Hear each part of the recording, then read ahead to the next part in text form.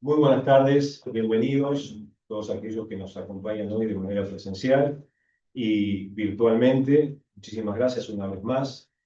En esta oportunidad, en el módulo 2 de la Diplomatura de Fundamentos en Farmacoeconomía, agradecerles a todos y como les comenté oportunamente en nuestra primera clase, indudablemente nuestro cuerpo docentes del Instituto de Investigaciones Sanitarias de la Seguridad Social tiene muchísimas características, las más importantes que son excelentes personas, y no lo digo con un compromiso protocolar, lo digo realmente porque la experiencia después de tantos años de actividad nos demuestra que eso es lo más valioso.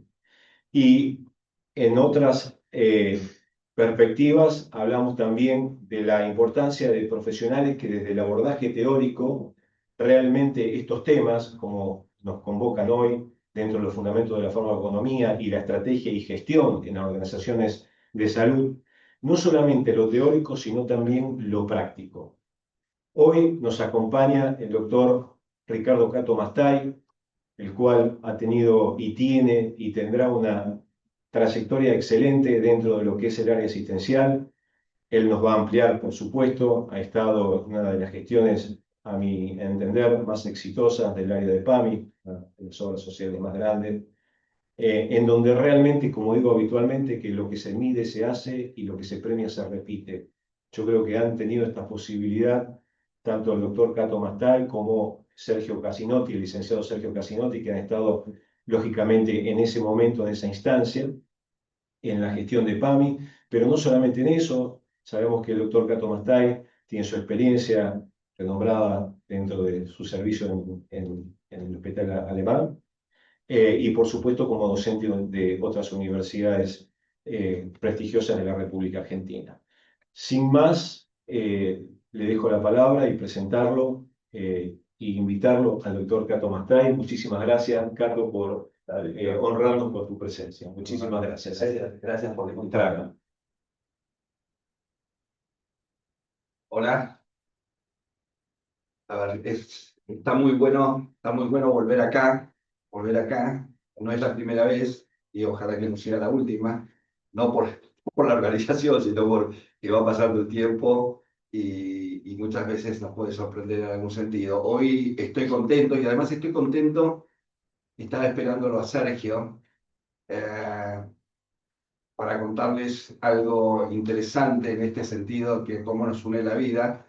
Recibo una llamada, pónganle un martes del 2017, me llama una persona, no me llama un asistente, no me llama un asistente y me dice, Cato, alguien quiere hablar, sino me llama una persona, esa persona era Sergio, y me invitaba, no nos conocíamos, y él me invitó a ir a visitarlo a una oficina. Yo no sabía a qué oficina me estaba invitando, pero me dice, bueno, te paso la dirección, Avenida Corriente, no sé cuánto. Obviamente, cuando estaba ahí abajo para entrar a la reunión, me daba cuenta que la oficina era la oficina de PAMI. Y me hizo una invitación, nos reunimos ese viernes y me dijo, Cato, me gustaría que trabajases con nosotros como director médico del PAMI.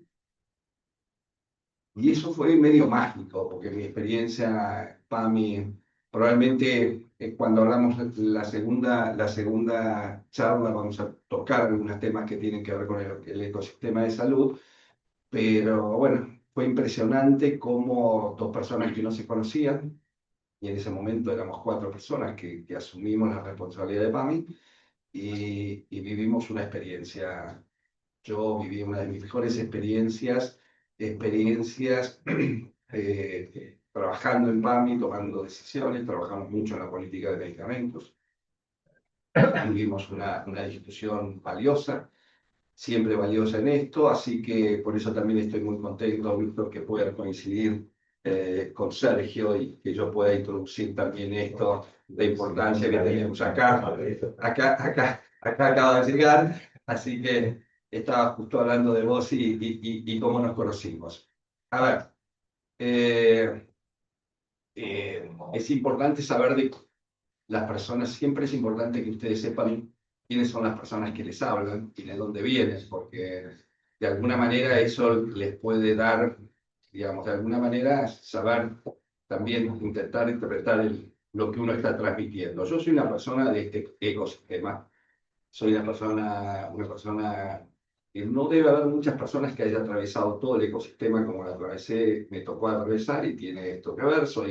Empiezo a ser médico de la UBA, residente de un hospital muy bueno en una especialidad determinada en Argentina, me voy a vivir 13 años fuera de Argentina, me voy a vivir a Barcelona y me voy a vivir a Montreal, ahí, hago mi doctorado en la Universidad de Barcelona y mi postdoc en la Universidad de Montreal, y era una persona que trabajaba mucho, en ese momento trabajaba mucho en ciencias duras, ¿no? Es decir, comprender, es decir, en ese momento estaba en Montreal intentando, trabajaba en un proyecto y de hecho el proyecto era de estudiar la microcirculación hepática a través de modelos matemáticos. De hecho, me lleva a estudiar a la Universidad de McGill Matemáticas. No sé cuántos de ustedes son médicos, pero quiero decirle que a los médicos le intenten enseñar matemáticas. Es una tarea no sencilla, pero esto me hacía entrar ya en ese mundo de trabajar sobre todo lo que sea disruptivo. Y en ese momento empecé a trabajar en cosas muy disruptivas. Vuelvo a la Argentina, empiezo a trabajo en el Hospital Italiano, una institución muy interesante y compleja, muy interesante y compleja. Probablemente tengan algunos. ¿Tiene algún profesor que venga del italiano, Víctor? Sí, sí, tenemos. Una institución es decir, que es muy curioso porque yo no era una persona del italiano y les puedo contar lo que significa llegar al italiano y ganarse una posición dentro del hospital. Después trabajé en el hospital alemán desarrollando una unidad de trasplante multiorgánica. También eso es muy divertido. Entro como profesor de Economía de la Salud en San Andrés. Hace más de, ya será 14, 15 años que hago eso. En el 2012 hago el primer proyecto para hacer matching de órganos de IA. 2012 no se llamaba inteligencia artificial, sino se llamaba redes neuronales artificiales. Y eso seguía descubriendo un camino de cosas disruptivas. Obviamente tengo muchos fracasos, porque muchas veces también me adelanté al momento, ¿no? 2012 hablar de redes neuronales artificiales para hacer matching de órganos era absolutamente inexistente, y de hecho lo hacía con un señor extraordinario de la Universidad de Lovaina. Lovaina es una universidad que queda en Bruselas y fue una experiencia muy linda. Así que pasó eso, y hasta que en 2017 nunca le pregunté a Sergio por qué agarró el número y me llamó, pero fue algo mágico, ocurrió algo mágico. Creo que vivimos una experiencia, un núcleo duro, pequeño. Para transformar las organizaciones no necesitas mucha gente, pero necesitas gente que reúna algunas características, y creo que eso ocurrió durante ese periodo 2017 a 2019. Hoy les voy a contar algo que probablemente no estén muy acostumbrados. ¿Alguien conoce el término toxicidad financiera? ¿Lo escucharon? ¿Tienen... ¿Lo escuchaste? Sí, ¿Lo escuchaste? sí. ¿Y en qué contexto lo escuchaste? En una situación complicada en la obra social. En una sociedad. Muy bien. Hoy vamos a hablar de algo que probablemente muchos de nosotros hasta hace poco tiempo no conocíamos. Acá hay una de las realidades del cáncer de colon, del cáncer de pulmón y del cáncer de mama. Fíjense, del cáncer de colon, 2.5 veces las personas que tienen cáncer de colon tienen probabilidades de declararse en quiebra. Es decir, que una persona que tiene cáncer de colon tiene posibilidades de declararse en quiebra realmente mucho más que una persona que no tiene cáncer de colon. Lo mismo con el cáncer del pulmón y las dificultades financieras graves durante el primer año tras el diagnóstico. Y lo mismo que el cáncer de mama, donde las personas con cáncer o que tenían familiares con cáncer, muchas informaron que gastaron sus ahorros, compraron menos alimentos y cambiaron su situación de vivienda. Es probable que muchas veces estos temas no los tengamos en cuenta cuando tenemos los pacientes enfrente y cuando vean esto y después, voy a ver, Víctor, al final los chicos, voy a dejar acá un trabajo para hacer que capaz que lo podemos ver, son siempre los mismos los que Sí, participan, ¿no? correcto. En todo caso, para hacerlo, no, obviamente no hay ningún tipo de obligatoriedad, pero hay un entrenamiento para poder trabajar en este concepto y poder integrarlo, porque probablemente es relativamente fácil que lo puedan integrar. Hacer frente a un diagnóstico de cáncer supone un reto vital que afecta a todos los planes en la vida de una persona. A la incertidumbre ante las pruebas y los tratamientos médicos se añaden el impacto, el impacto que tiene la enfermedad en su vida personal, laboral y los costos económicos a los que tienen a hacer frente. ¿Te suena esto? ¿Te suena Sí, esto? sí. A todos les suena esto, pero en general esto no lo tenemos en cuenta. No lo tiene en cuenta el sistema, digamos, básicamente. Y entonces acá llegamos a este concepto de toxicidad financiera. Lo que podemos definir el efecto adverso probablemente más desconocido. Y acá vamos a ver qué entendemos por toxicidad financiera en salud. La toxicidad financiera básicamente describe los problemas que enfrenta el paciente por el costo de la atención médica. Esto se traduce en la vida diaria, como ya vamos a ver, son los gastos que generan, el tratamiento de esta enfermedad, que nace el concepto de toxicidad financiera, y ahí ahora vamos a ver una etapa del Times cuando discute esto. Es decir, esto ocurre básicamente en todos los momentos de nuestra vida estamos pagando para tener salud y eso no sale de los lugares habituales. Es decir, probablemente si ustedes hacen un ejercicio y dicen cuánto yo gasto de mi bolsillo o del bolsillo para gastos que tienen que ver conmigo, con mi familia, con mi mujer, y probablemente cuando uno empieza a ver, ya vamos a tomar la magnitud de cuál. Antes de ver el dato, ¿ustedes saben cuánto del PBI? ¿Saben cuál es el PBI de salud? Que ahora lo vamos a ver.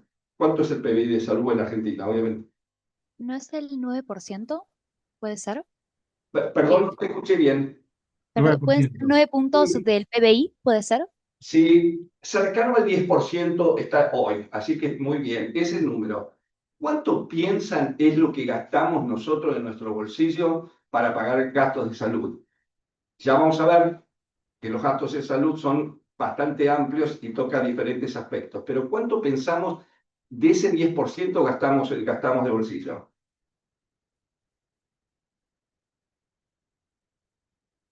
Vamos a ver que entre el 2,5 y 3% de eso es ese gasto de bolsillo, ese gasto que muchas veces no tenemos en cuenta. Por lo tanto, acá es importante, y para poner foco en lo que vamos a hablar, estas fuentes de financiamiento que tiene el sistema de salud. Esto probablemente vayan a tener alguna charla con alguien que vaya a hablar específicamente del financiamiento, y obviamente el financiamiento está dado por los impuestos generales, las contribuciones obligatorias para la seguridad social. Estamos en un lugar que de segundo punto tiene una larga experiencia y una larga lucha. Las contribuciones voluntarias o esquemas de aseguramiento privado formal y los que son pagos directos de bolsillo.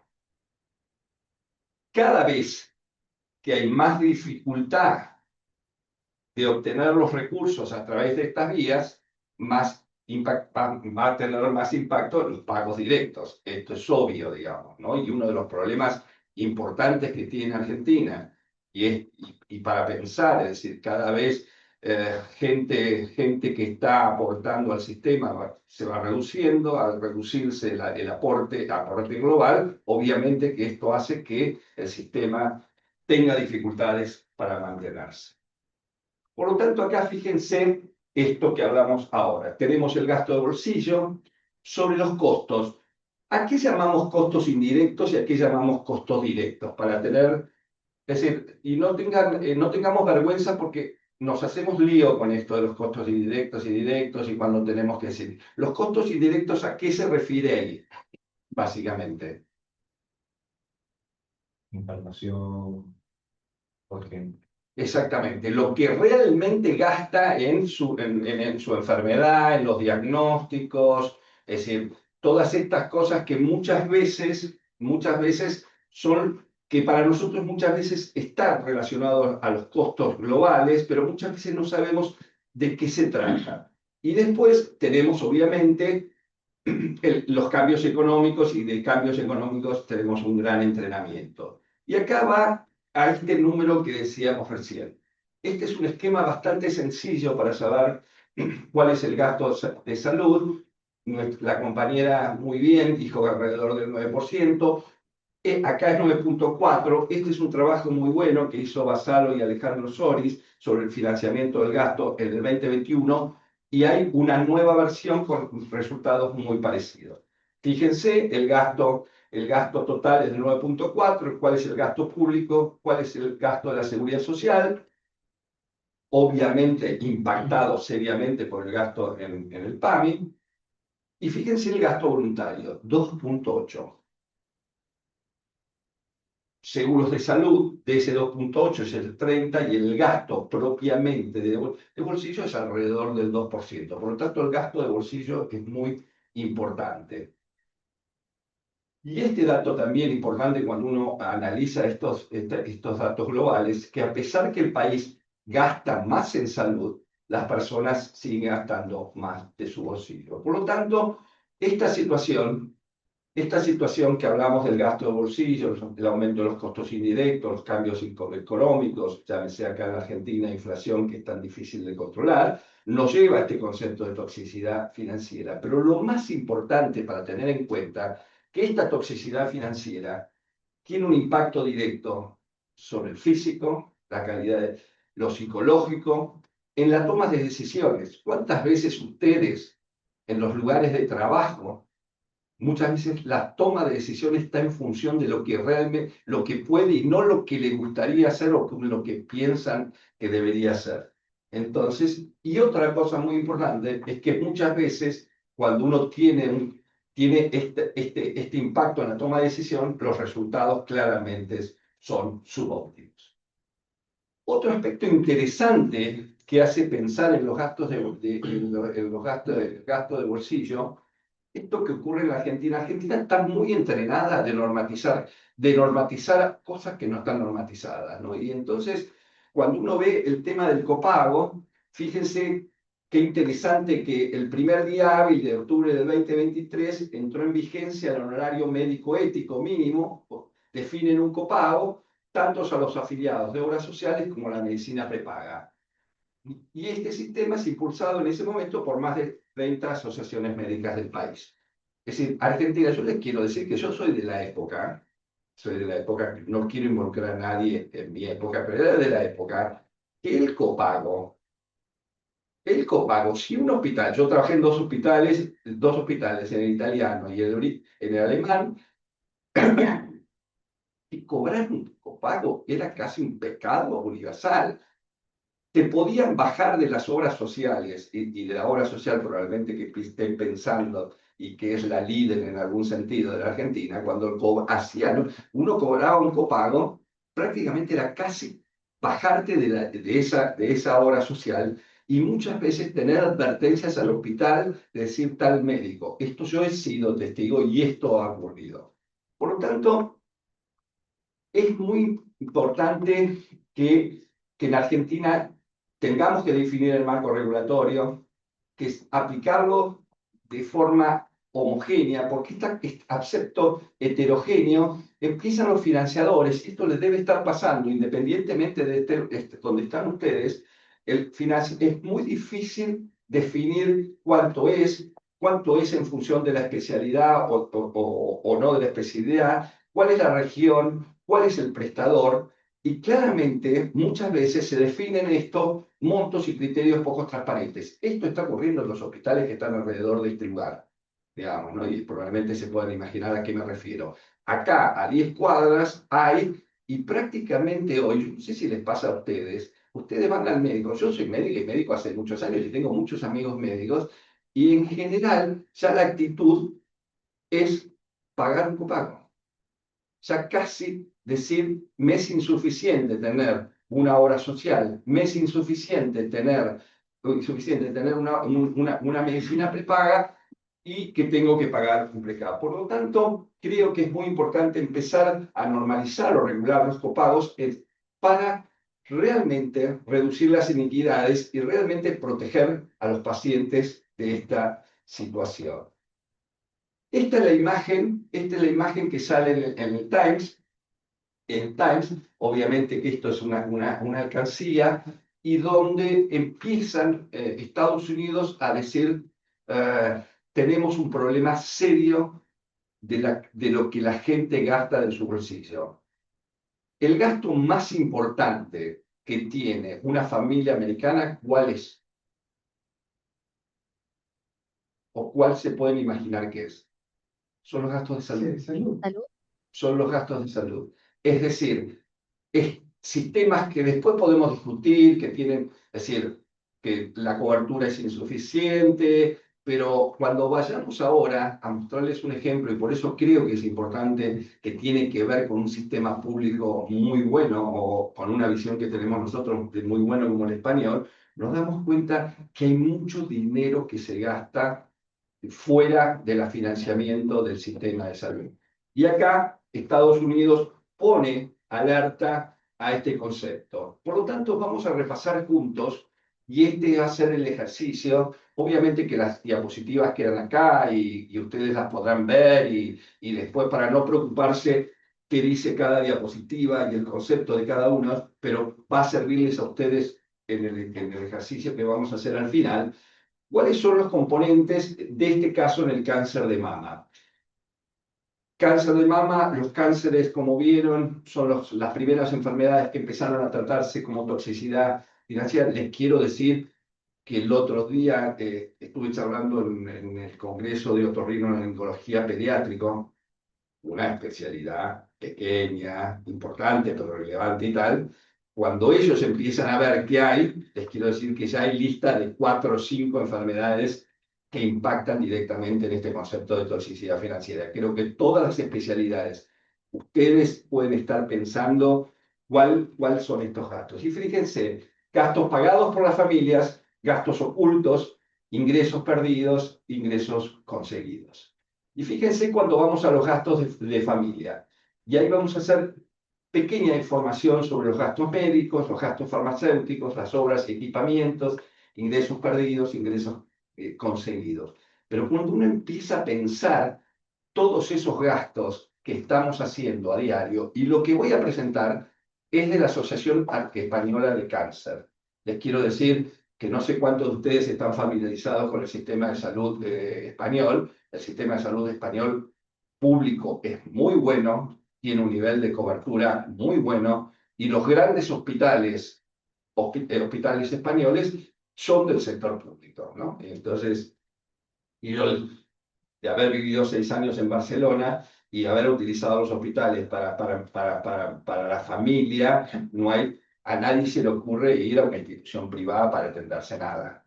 Inclusive, ¿quién fue el ministro? El ministro de Economía, que le acaban de hacer la apendicectomía. Le acaban de hacer una apendicectomía ahora en un hospital de... Pero vos sabés que me parece que es un hospital privado. Es una nota de colores. Es una nota de colores. Pero vamos a ver esto, los gastos médicos. Fíjense cuando uno empieza a repasar y dice, la atención médica privada pagada por el paciente. Y nos toma la atención. Las segundas consultas, las consultas que tenemos dudas sobre las pruebas diagnósticas, las hospitalizaciones que muchas veces se hacen por no tener cerca el hospital o el lugar donde nos atendemos, obviamente los servicios médicos privados. Es muy impresionante, y cuando veamos ahí, prácticamente no hay psicólogos. Argentina es realmente muy difícil también cuando empezamos a pensar la psicología para los tratamientos especializados, los nutricionistas. Este concepto de los costos de transporte y dieta, cuando uno está... casi toda mi vida trabajé en trasplante de órganos y siempre les resulta muy fácil decir, tengo que ver a la gente en el hospital, nunca tenemos en cuenta cuánto hacen y cuánto pierden.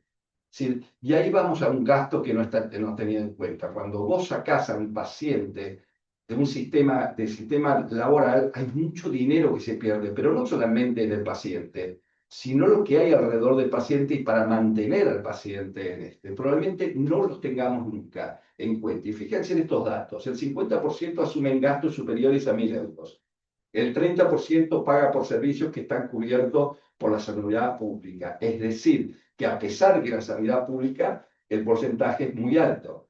33% viven a más de media hora del centro de atención. Yo diría que este número en la Argentina, y si vemos esto, y no te digo nada, si la mirada es ambacéntrica, como básicamente ocurre muchas veces, esto debe ser 2 horas, 3 horas o 4 horas y tal. Fíjense el impacto que tiene. Y el 90% de los centros no ofrece atención psicológica. Vuelvo a repetir, esto es España con un sistema público realmente muy bueno. Cuando vamos a los gastos farmacéuticos, obviamente, los gastos farmacéuticos básicamente los copagos tienen un alto impacto en cubrir, digamos, lo que muchas veces no se puede cubrir en forma directa con la protección social que tengamos. Otros productos de farmacia, y fíjense que esto tratándose de cáncer de mama, productos que tenían que ver con las cremas, los protectores solares, las cosas que ocurren y que muchas veces no las tenemos en cuenta. Y fíjense que solo el 2% de los pacientes no han resultado, es decir, que prácticamente no existe nadie que no gaste.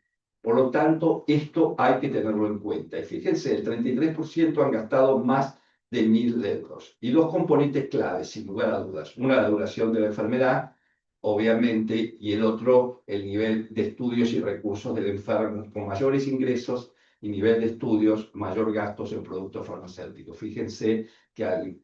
Y entonces los invito a pensar, probablemente muchas veces no observaron, no se pusieron a pensar en estos aspectos que hay alrededor de una enfermedad. Y ya vamos a ver, cuando les pregunte a ustedes qué es lo que piensan realmente. Después está sobre todo esto, sobre todas las obras que uno necesita. ¿Cuántos de ustedes no tuvieron obras para acondicionar el hogar, los equipamientos? Esto no lo tenemos en cuenta y es como es un gasto, digamos, y esto realmente produce una necesidad, digamos, de un sistema de poder pensar que cuando damos salud también tenemos que pensar en esto.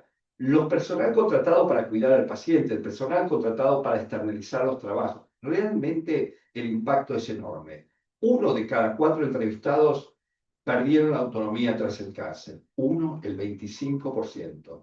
El 60% son cuidados por familiares o personas externas contratadas y la carga es mayor en el caso de mujeres y suelen ser encargadas en la mayor medida de todos. En este estudio que presentaron la gente de otorrinolaringología, que tiene que ver con el implante coclear, había un dato muy importante, que en general, ¿quién cuida a los pacientes? ¿El hombre o la mujer?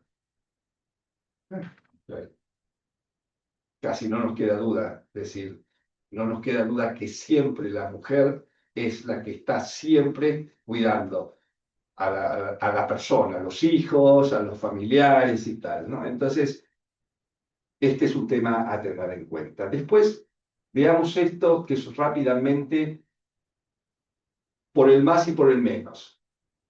Realmente la gente deja de ingresar pérdida de ingreso del paciente, despidos, pérdida de actividad, reducción de horario, pérdidas de ingreso del cuidador.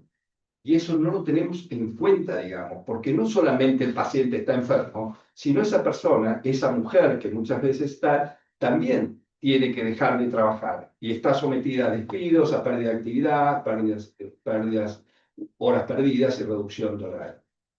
Y por el otro lado, se empezó a desarrollar en el mundo todos aportes positivos que pueden ayudar a las familias y a los ayudados, ayudas económicas, pensiones por enfermedad o incapacidad laboral, Pero acá, sin lugar a dudas, hay mucho Estado, ya en diferentes formas, ya sean formas que tienen que ver con las ONG o indemnizaciones de seguros privados. Brevemente, para contarles cuáles son los factores de riesgo que tiene desarrollar toxicidad financiera, que tienen que ver con la enfermedad y el tratamiento, tienen que ver con riesgos sociodemográficos como la edad, los ingresos, la raza, etnia y el empleo, y el seguro médico. Y rápidamente, los pacientes con cáncer estadio avanzado presentan riesgos más altos de tener toxicidad financiera. Y suena bastante obvio, pero fíjense este estudio realizado de 1.556 sobrevivientes de cáncer, de un instituto inglés muy bueno, que demuestra que la carga financiera fue mayor cuando los pacientes recibían quimio, cuando recibían radioterapia y obviamente con cánceres residuantes ocultos. Por lo tanto, hay mucho para pensar y piensen esto que nos va a ayudar cuando trabajemos en el pequeño ejercicio de cáncer de mama. Otro dato muy importante y que muchas veces no lo tenemos en cuenta es cuanto más joven es el diagnóstico del cáncer, mayor es el riesgo de la toxicidad financiera. ¿Y qué pasa cuando se diagnostica un cáncer en un niño pequeño? Lo que ocurre es que se interrumpe la educación y se limitan las oportunidades de trabajo. Esto tiene altísimo impacto, porque desde el comienzo no va a acceder a muchas de estas cosas de desarrollo. Los sobrevivientes de cáncer quizás tengan más gastos que sus hermanos por el riesgo de segundos cánceres. Y esto es muy interesante, es decir, en una familia, un chico que tiene cáncer, además de todo lo que ocurre alrededor de una familia, tienen que pensar en cuidarse porque la posibilidad de un segundo cáncer es mayor y realmente el manejo de los segundos cánceres en ellos también tiene un gasto importante. Los ingresos familiares más bajos están realmente en mayor riesgo de afrontar dificultades financieras.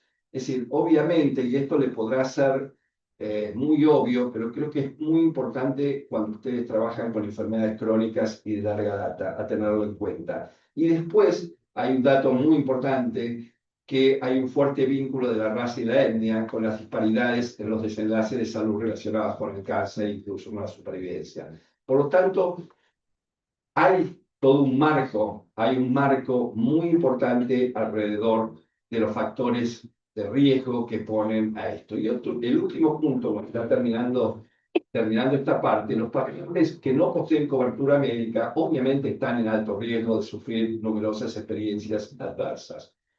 Vuelvo a insistir, este es el mensaje de la Asociación Española de Cáncer, donde tienen un sistema de cuidado muy elevado, y ellos, a pesar de no tener todo esto, ven la importancia, digamos, de pensar en este concepto. Y por último, contar con un seguro médico no resguarda por completo a los asegurados de los gastos por cuenta propia elevados.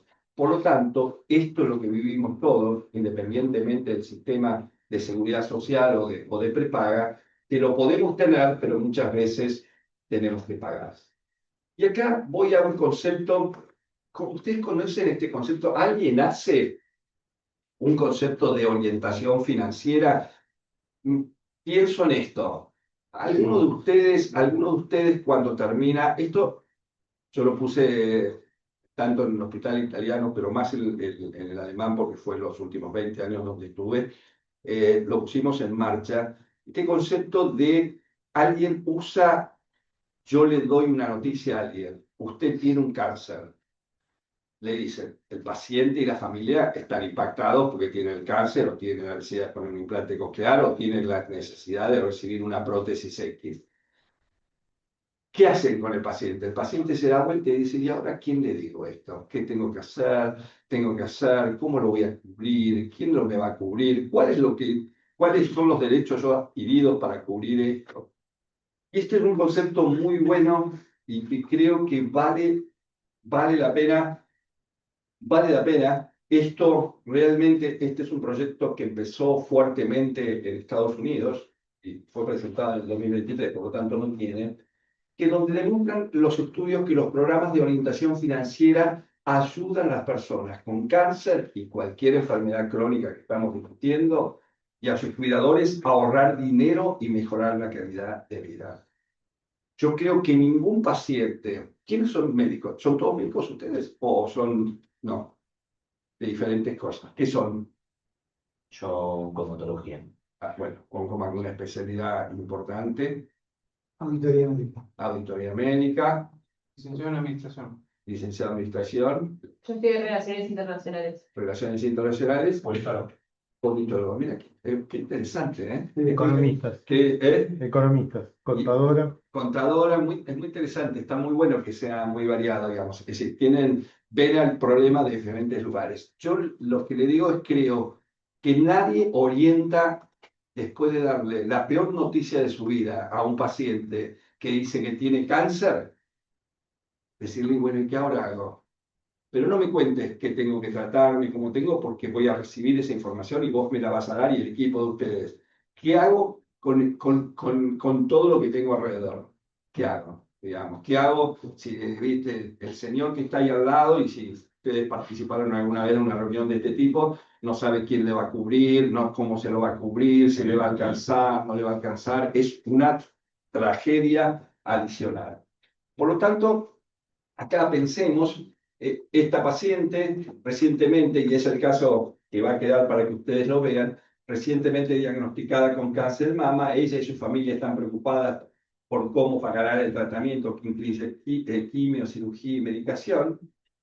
Y acá están algunas cosas de que debería haber un espacio de evaluación de costos. El otro día cuando estaba hablando con la gente del Garrahan, el Garrahan, que es un hospital distinto, digamos, en muchos aspectos, y en muchos aspectos muy buenos, ellos tienen algo parecido que tiene que ver más del área de la seguridad social o, digamos, más de lo social para poder ayudar en el acompañamiento sin a veces tocar esos temas tan importantes que tiene que ver quién lo va a cubrir y por qué lo va a cubrir y cuál es el derecho que tiene, ¿no? Entonces, pero esto los americanos, con una mentalidad bastante americana, ¿no? Es decir, cuáles son la evaluación de costos, ¿no? Y entonces poder estimar el costo del tratamiento y cuáles son las cosas que van a necesitar, revisar lo que uno tiene, digamos, ¿no? Y cuál es el nivel de cobertura, el acceso a asistencia, pensar que la mayoría de la gente que son tratados en los grandes hospitales de Argentina vienen todos de afuera. De hecho, a mí me tocó cuando volví a la Argentina, hicimos un proyecto muy interesante del italiano, que fue la Casa McDonald's, que no sé si alguien la conoce, pero básicamente la Casa McDonald's nace, decía que el italiano hacía muchos trasplantes de órganos, yo en ese momento estaba en trasplante de hígado, y la gente venía de muy lejos y no tenía dónde vivir, no tenía nivel donde vivir, no tenía, es decir, el hospital siempre, viste que siempre el hospital está lejos del que lo necesita, siempre estás viste, a 2 horas o 3 horas y no te digo nada con lo que se volvió ahora entrar en esta ciudad. Por lo tanto, es muy bueno el tema este y también hacer una planificación y presupuesto y decir qué es lo que tengo, qué es lo que necesito, qué es lo que voy a necesitar y tal.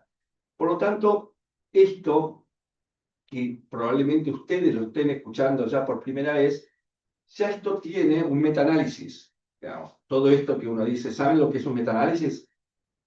Una revisión sistemática es juntar todos los estudios que existen de una determinada cosa que uno quiere estudiar, en este caso, estudios de toxicidad financiera, que los junto y los analizo en forma, a través de eso que se llama metaanálisis, los analizo en forma conjunta para ver el resultado final. Y fíjense que cuando se hace esto que lo hace un grupo también español, se estudian 15 artículos seleccionados para esto y básicamente de atención oncológica latinoamericana y en Caribe, es decir, con mirada muy amplia, con mirada muy en nuestras áreas, y pueden observarse que los costos directos pueden alcanzar el 70% del ingreso anual de un paciente, 70% del ingreso anual, empujando a los afectados a decisiones difíciles, y todo lo que tiene por detrás. Y los costos indirectos altos debido a la reducción de productividad laboral,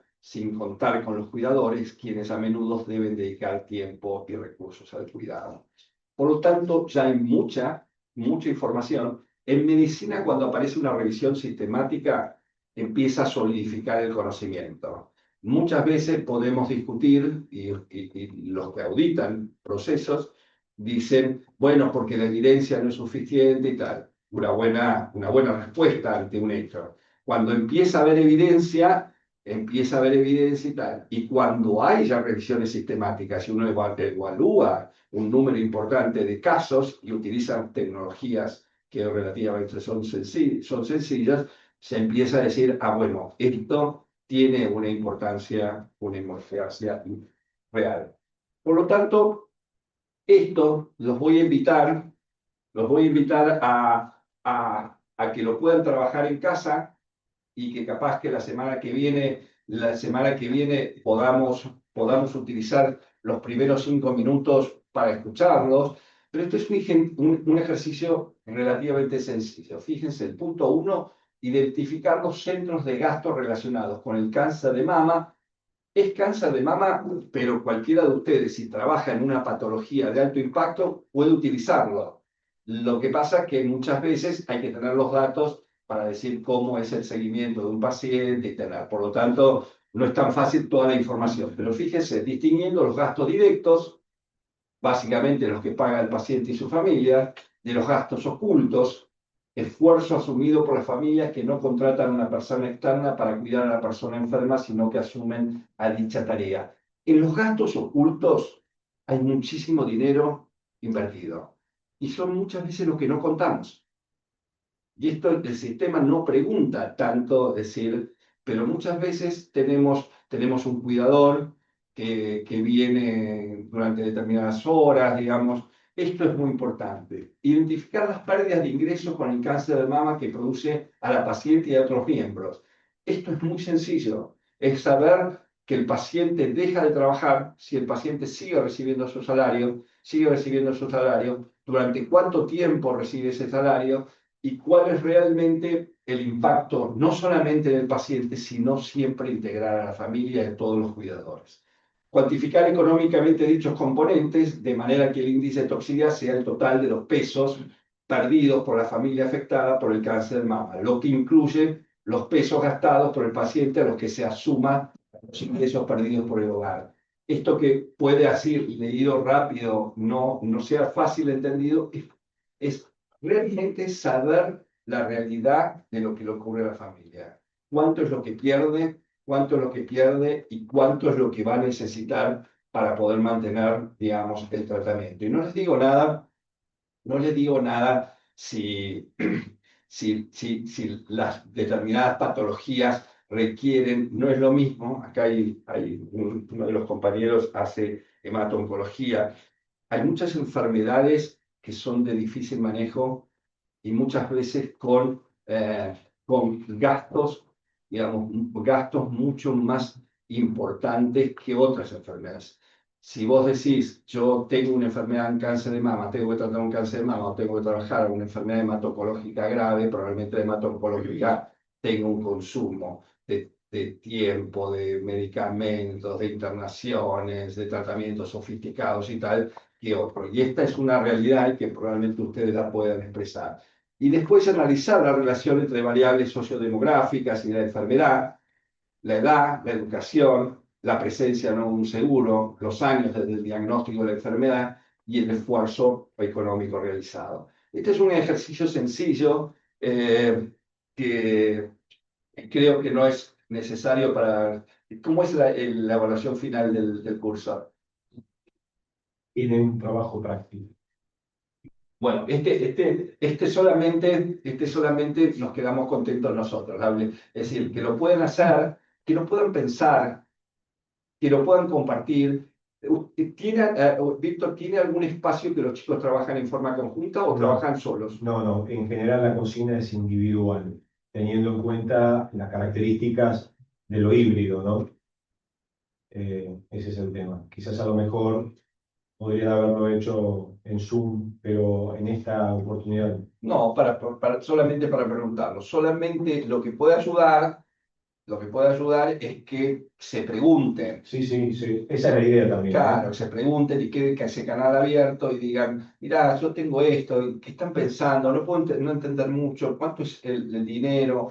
¿Viste? Nada, esa intención. Perdón, Carlos, la idea, cada vez que finaliza el curso se les envía las presentaciones Bien, y lo que podemos hacer es identificar los emails como para que puedan intercambiar información, ¿no? absolutamente, y la pueden cambiar conmigo también. Así Casualmente que, le estaba escribiendo a Fernando este tema para bueno, que lo pueda perfecto, hacer el ¿viste? delivery de la presentación.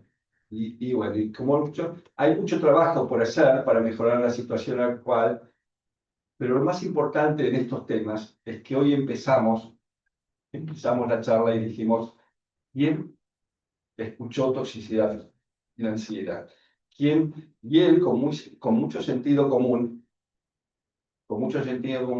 dijo, bueno, yo lo escucho. Es decir, los auditores tienen una visión de terreno amplia en general, y ven pero lo escucho, y cuando ves escuchar toxicidad financiera te podés imaginar lo que es, digamos, pues tampoco la palabra, y en inglés es financial toxicity, tampoco, son palabras relativamente fáciles, ¿viste?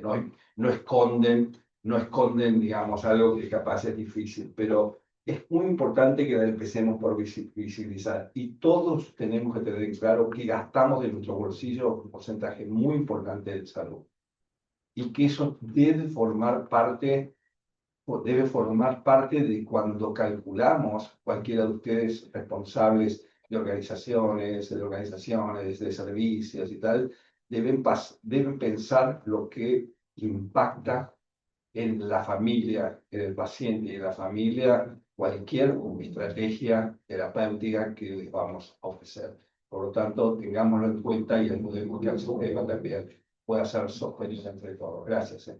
Muchas gracias, Carlos. Damos un espacio a preguntas y después tenemos 5 minutos para darle la palabra al licenciado Sergio Casinotti. No sé si hay alguna pregunta. Dio los títulos. No, pasa bien. 5 minutos. No, hasta las 7:30 no te vas a acercar.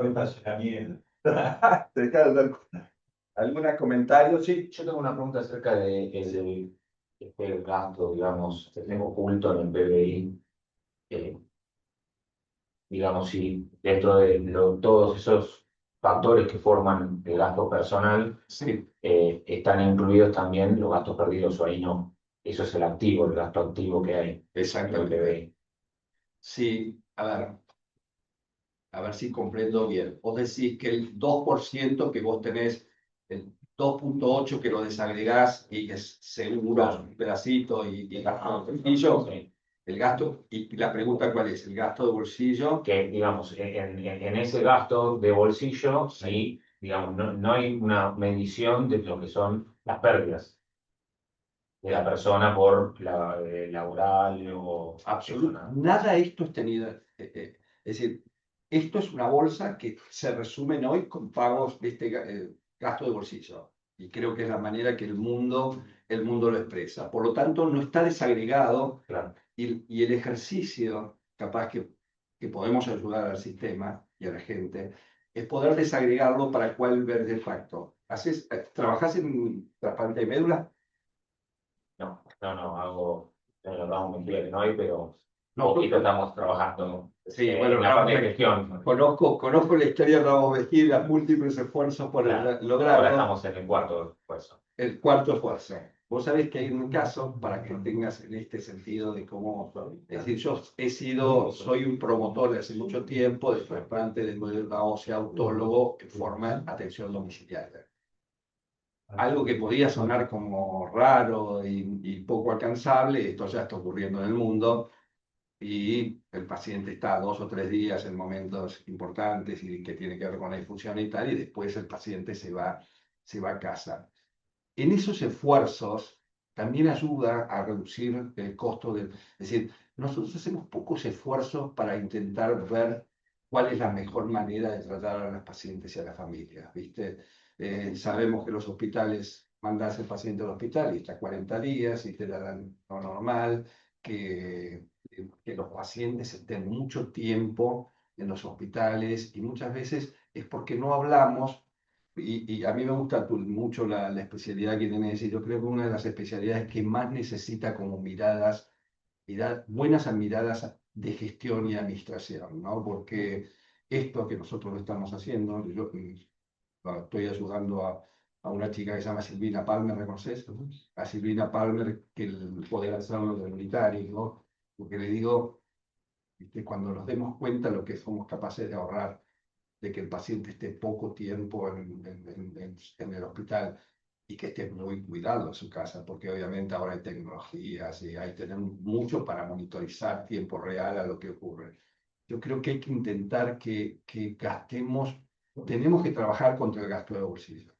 Tenemos porque realmente es muy importante. Sí, No, quería poner un comentario porque estamos planteando de patologías que son complicadísimas, pero aparte, ustedes piensen en estos costos que vienen agregados simplemente con un paciente que está internado en una institución psiquiátrica y se lo lleva por un problema gástrico a una institución normal, polivalente.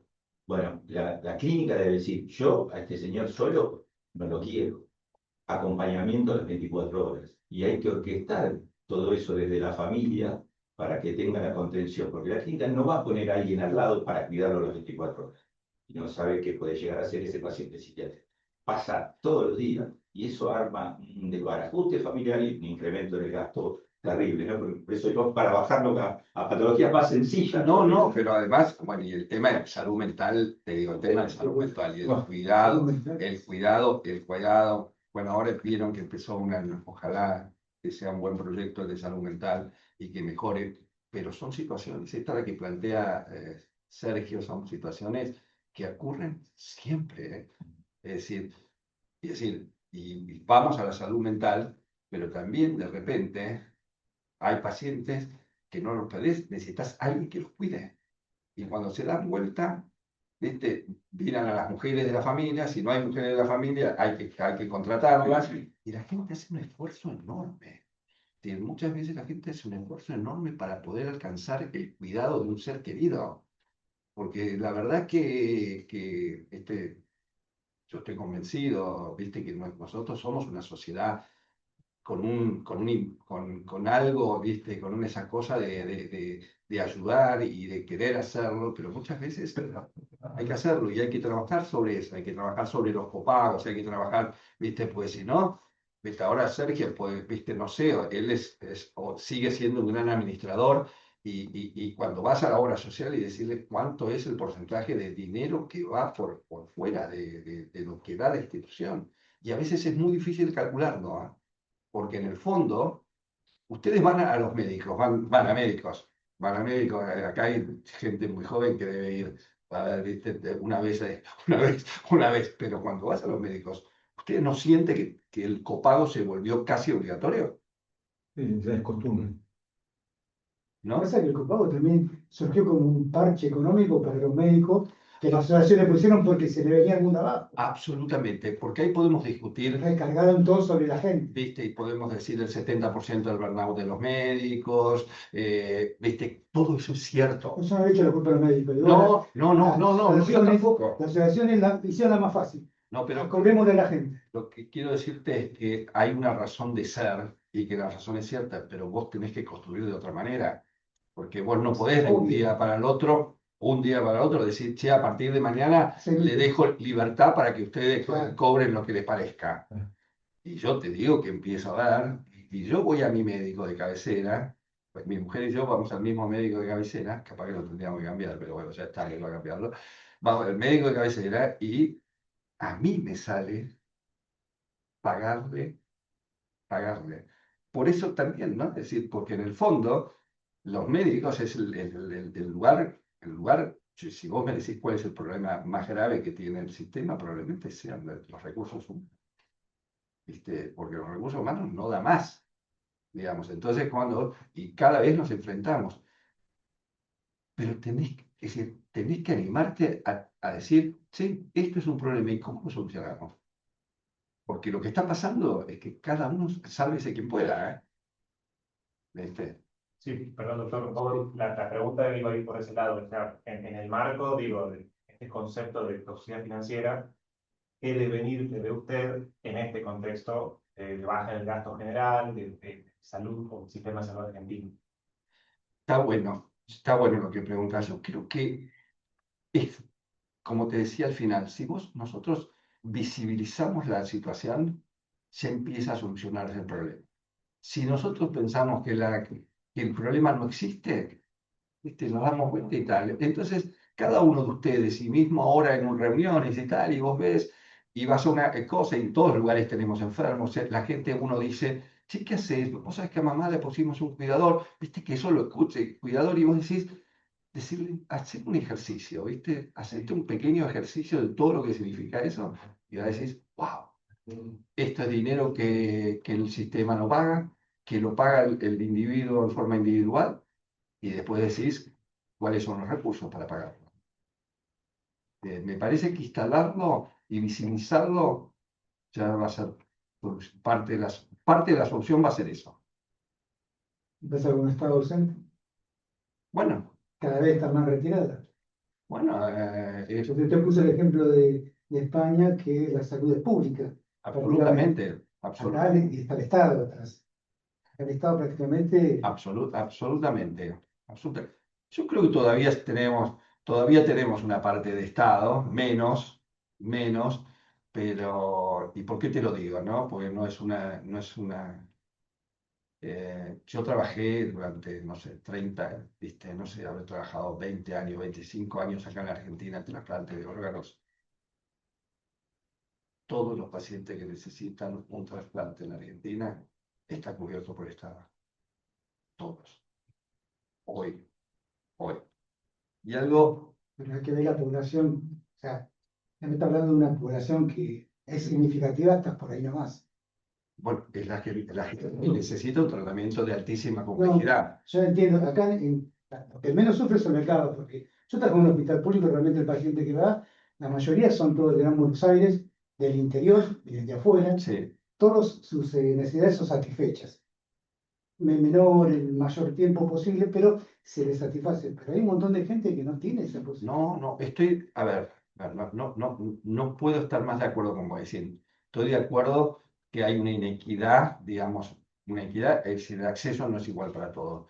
Pero Argentina es un país que a veces hay que analizarlo, tiene muchas cosas que son muy difíciles de entender. Ponerlo a Argentina lo único como un ejercicio, ponerlo, decir en forma absoluta, tengo un estado ausente, yo no lo siento así, ¿eh?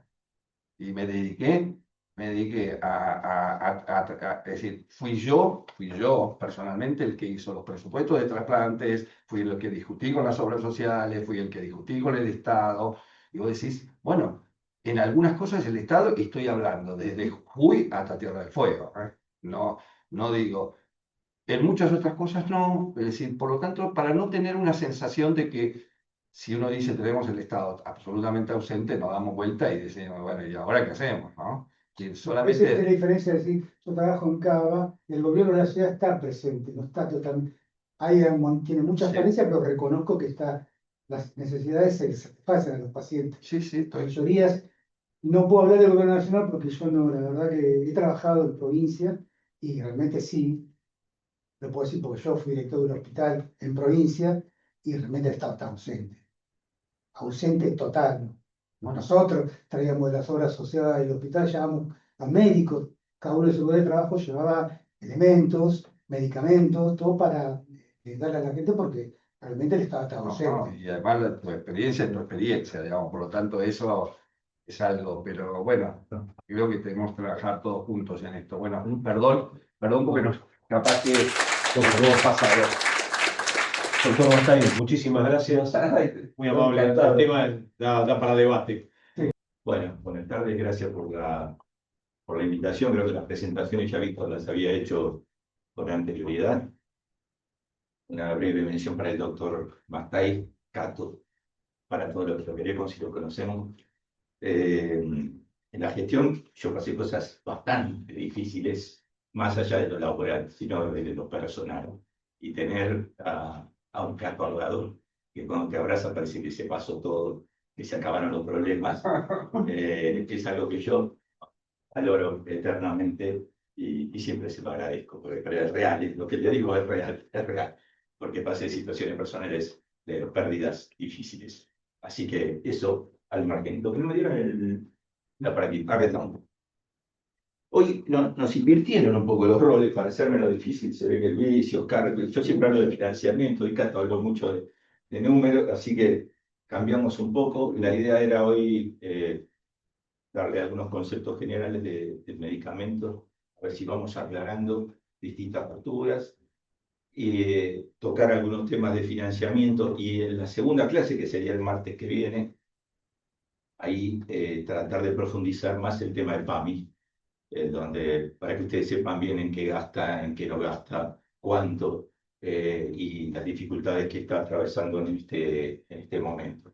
Que hoy, como nos tocó a nosotros, está con el presupuesto pelado, no hay aportes del Estado, como pasó en el gobierno de Fernández Alberto.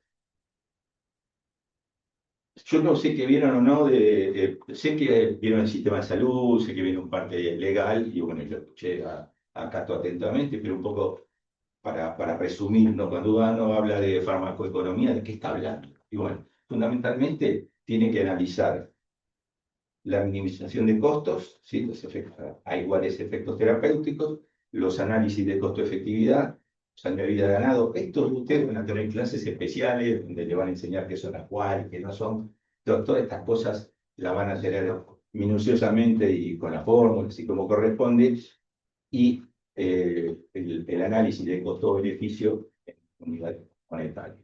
A mí me gusta este concepto de francés, de un economista que se especializó mucho en medicamentos, ¿no? Dice que el producto farmacéutico es un bien de credibilidad. Me gustó esto de credibilidad, parece un acto de fe, ¿no? Porque realmente es muy difícil para el que consume un medicamento determinado tener precisión en lo que va a consumir, ¿no? Al común de la gente, no hablo del médico que lo prescribe, ¿no? De identificar incluso hasta cuando lo está tomando, en qué punto lo mejor, en qué punto. Hay veces que es rotundo, que es notable, que nos damos cuenta todos, y a veces los cambios son mínimos o son muy lentos y eso se hace más complicado, ¿no?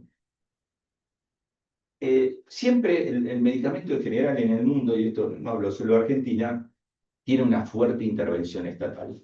Los gobiernos no dejan librado al azar que cada uno haga lo que quiera sobre el tema de los medicamentos. Hay hay agencias regulatorias muy fuertes que controlan todo esto, bueno, la FDA, la EMA, todas estas que ustedes conocen, bueno, las más de acá, todos con alguna virtud y algún defecto, pero en general no es algo que se deja libremente.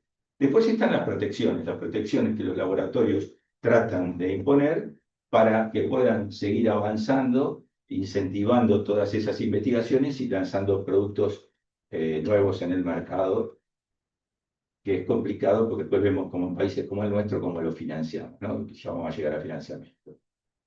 Determinar los precios es algo terriblemente complicado.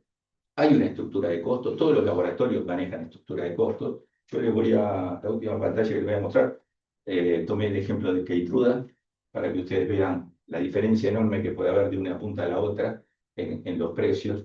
Y ahí está un problema porque, bueno, hay impuestos, en algunos hay IVA, en otros no hay IVA, según el país, ¿no? Entonces, hay países que lo manejan de una forma, hay algunos que ponen un precio máximo, hay otros que se sientan las entidades del gobierno, del ministerio, y negocian cara a cara con el laboratorio hasta qué valor van a pagar por ese producto o cuántos pacientes van a cubrir. Pero todo esto es muy complejo. Es muy complejo porque hay que tratar de que el producto llegue al paciente, pero que la innovación no deje de avanzar, pero tampoco que se dispare y sea inalcanzable, ¿no?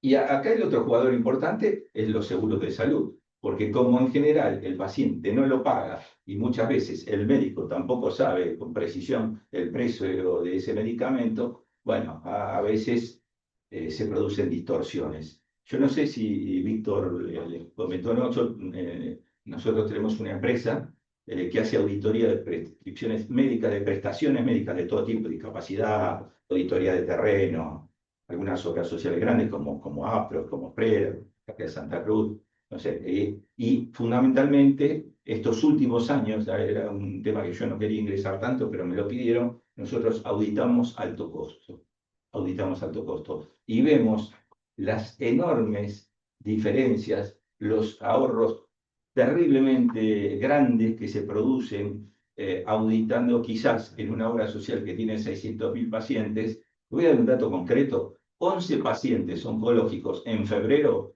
representaron a Ospreda en PVP 335 millones de pesos. En PVP, 11 pacientes de ahorro. Esos 335, háganlo por 6, porque por 6 meses no le iban a cambiar el tratamiento. Entonces, fíjense lo que implicó. Y no es que no se le está dando, se le está dando lo correcto. Vemos muchos problemas con las dosis, lo vemos en hemofilia también. Hemofilia, el ajuste de la dosis de acuerdo al peso. Aparece el paciente que todos pesan más de 100 kilos.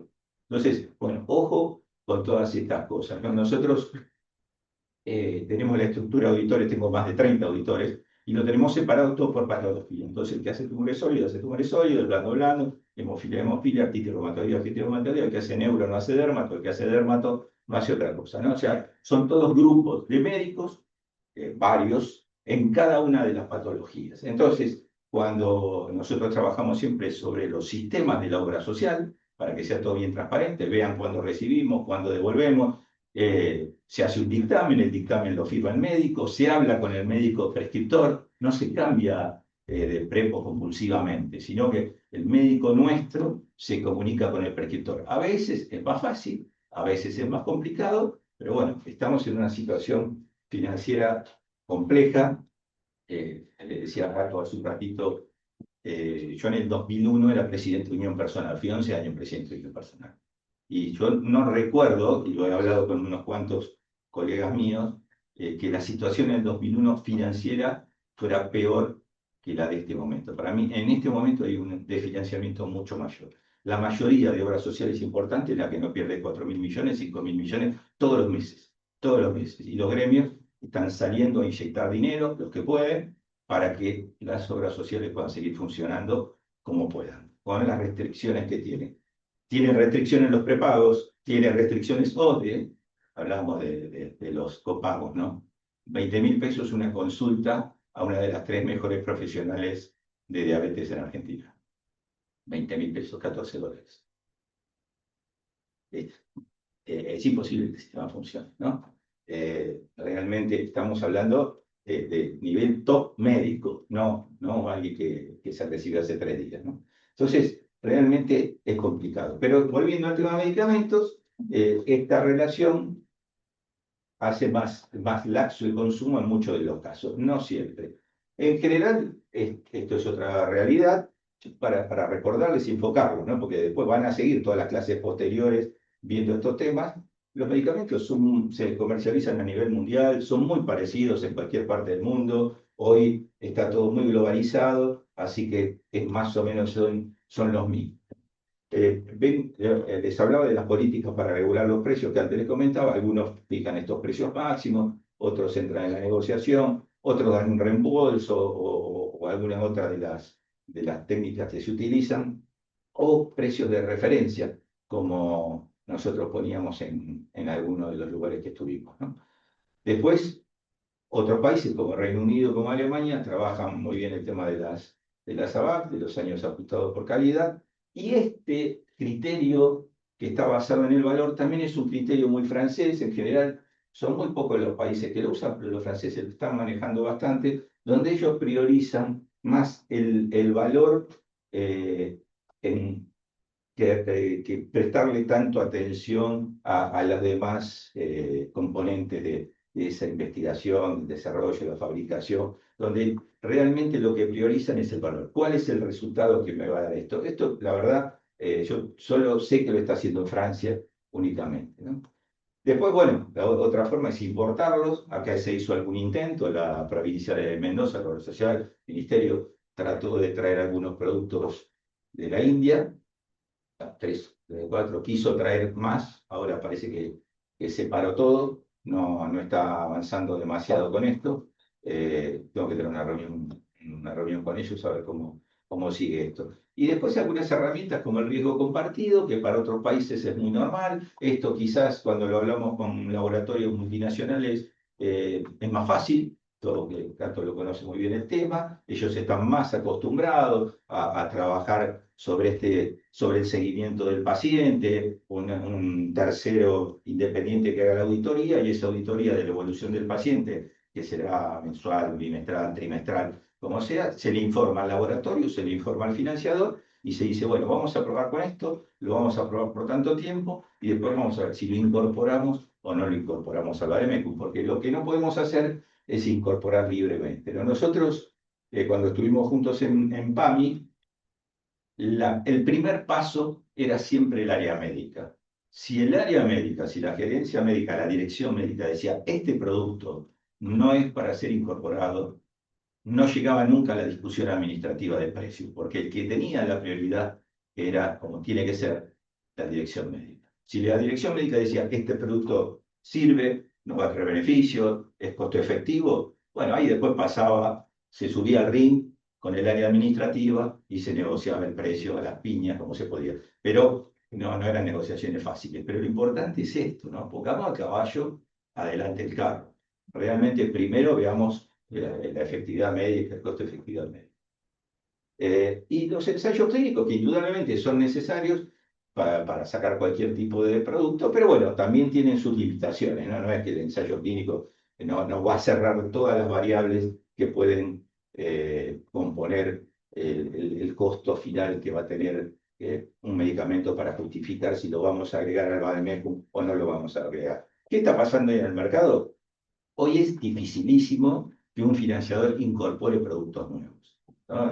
Pronto acá cuando salieron los Wegovy, bueno, todos estos productos están todos desesperados, los quieren poner por todos lados. El producto es bueno, trae beneficios, indudablemente. Si uno baja la obesidad, va a mejorar el hígado, va a mejorar los riñones, va a mejorar el corazón, va a mejorar un montón de cosas.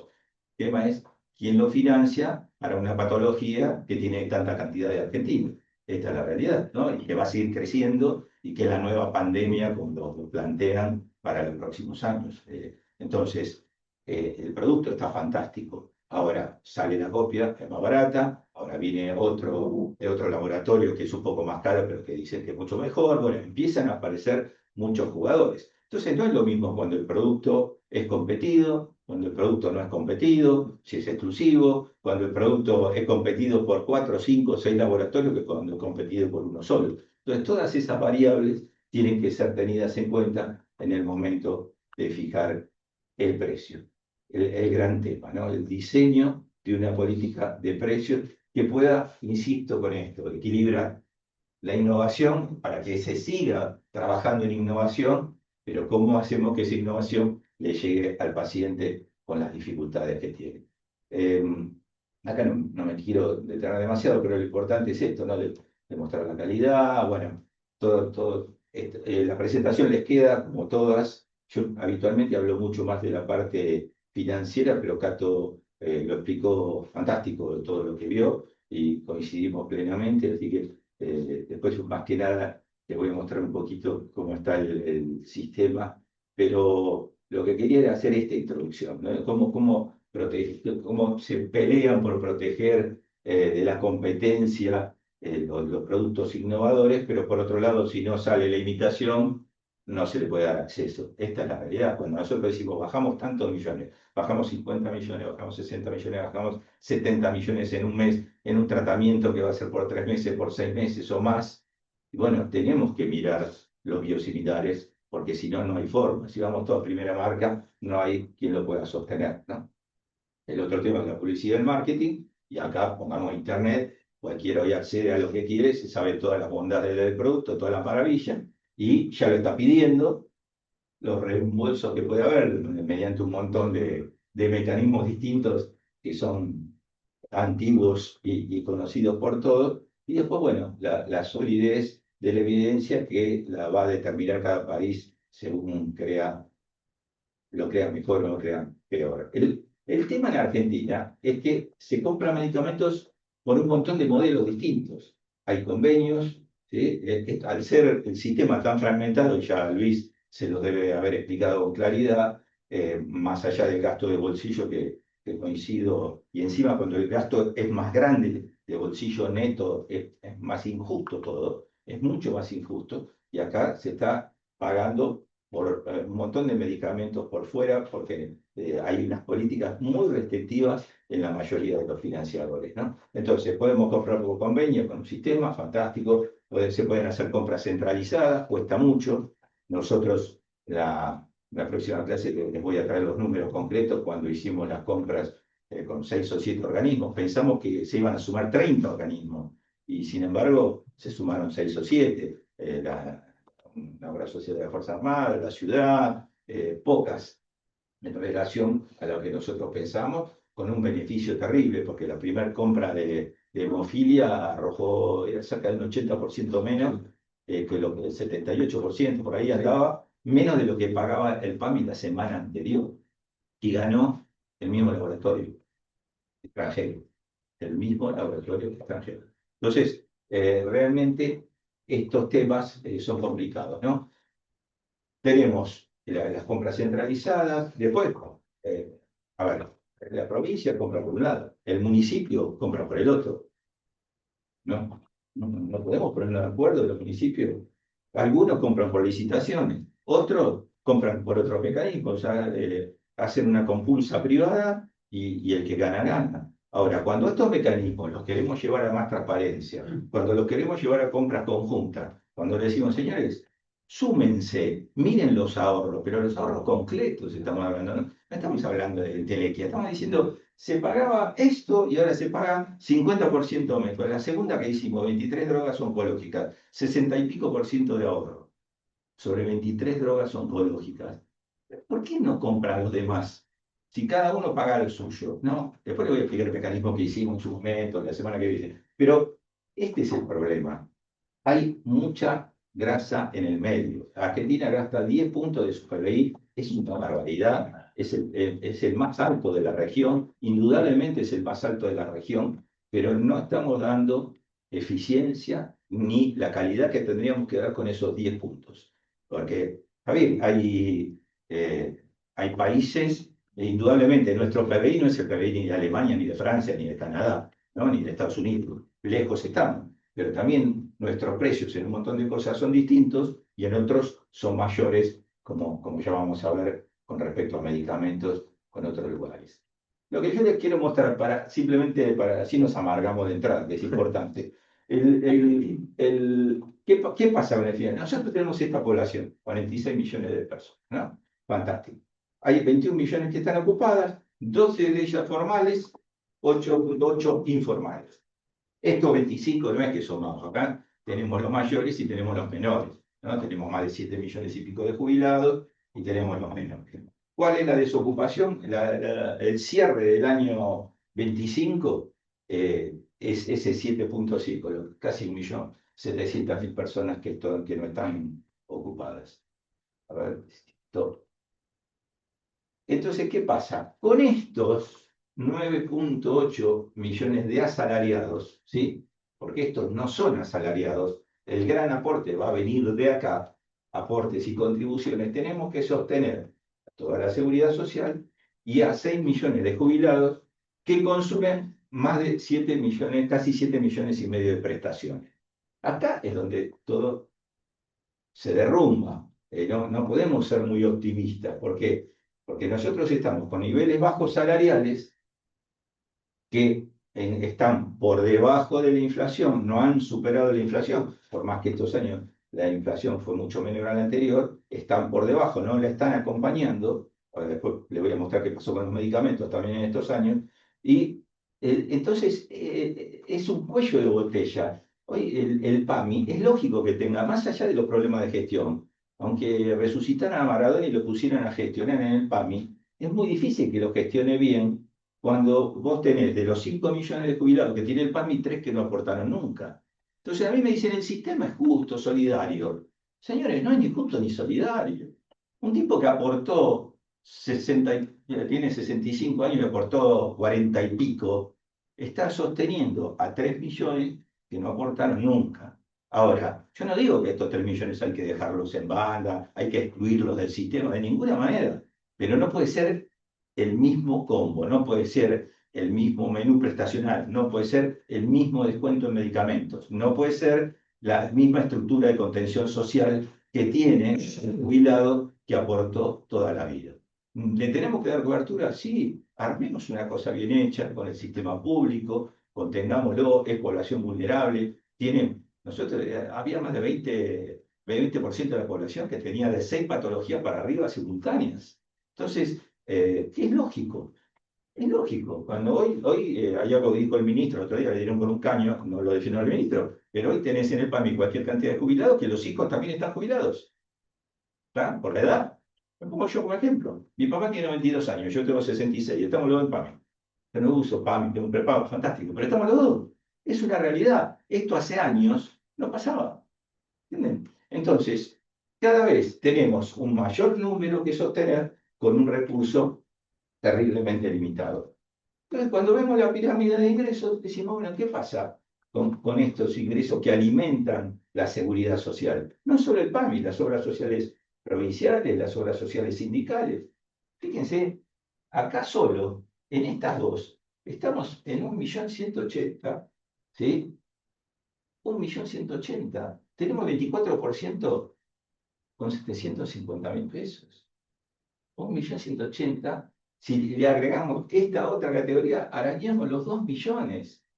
Y fíjense lo que queda, no queda nada. Entonces, si a esto vamos a tomar, creo que lo tengo este ejemplo, bueno, ¿de qué se alimentan las obras sociales? Ahora va a haber otro cuadrito que era el que les quería mostrar. Estas obras sociales, que son las más grandes, ¿no? CECA, o de, bueno, rurales, UPCN, o UP, mejor dicho, construcción, Boca, metalúrgico, Cientefa. 51% de los beneficiarios recaudan el 60%. Pero el problema está en el salario. Yo audito Osprera. El promedio de Osprera está por debajo de esto. Yo audito a mi equipo, yo no audito nada. 9% de aportes y contribuciones. El 15% para la super, para el Fondo Solidario. ¿Sí? Fíjense lo que recibe la obra social por un grupo familiar. 91.000 pesos.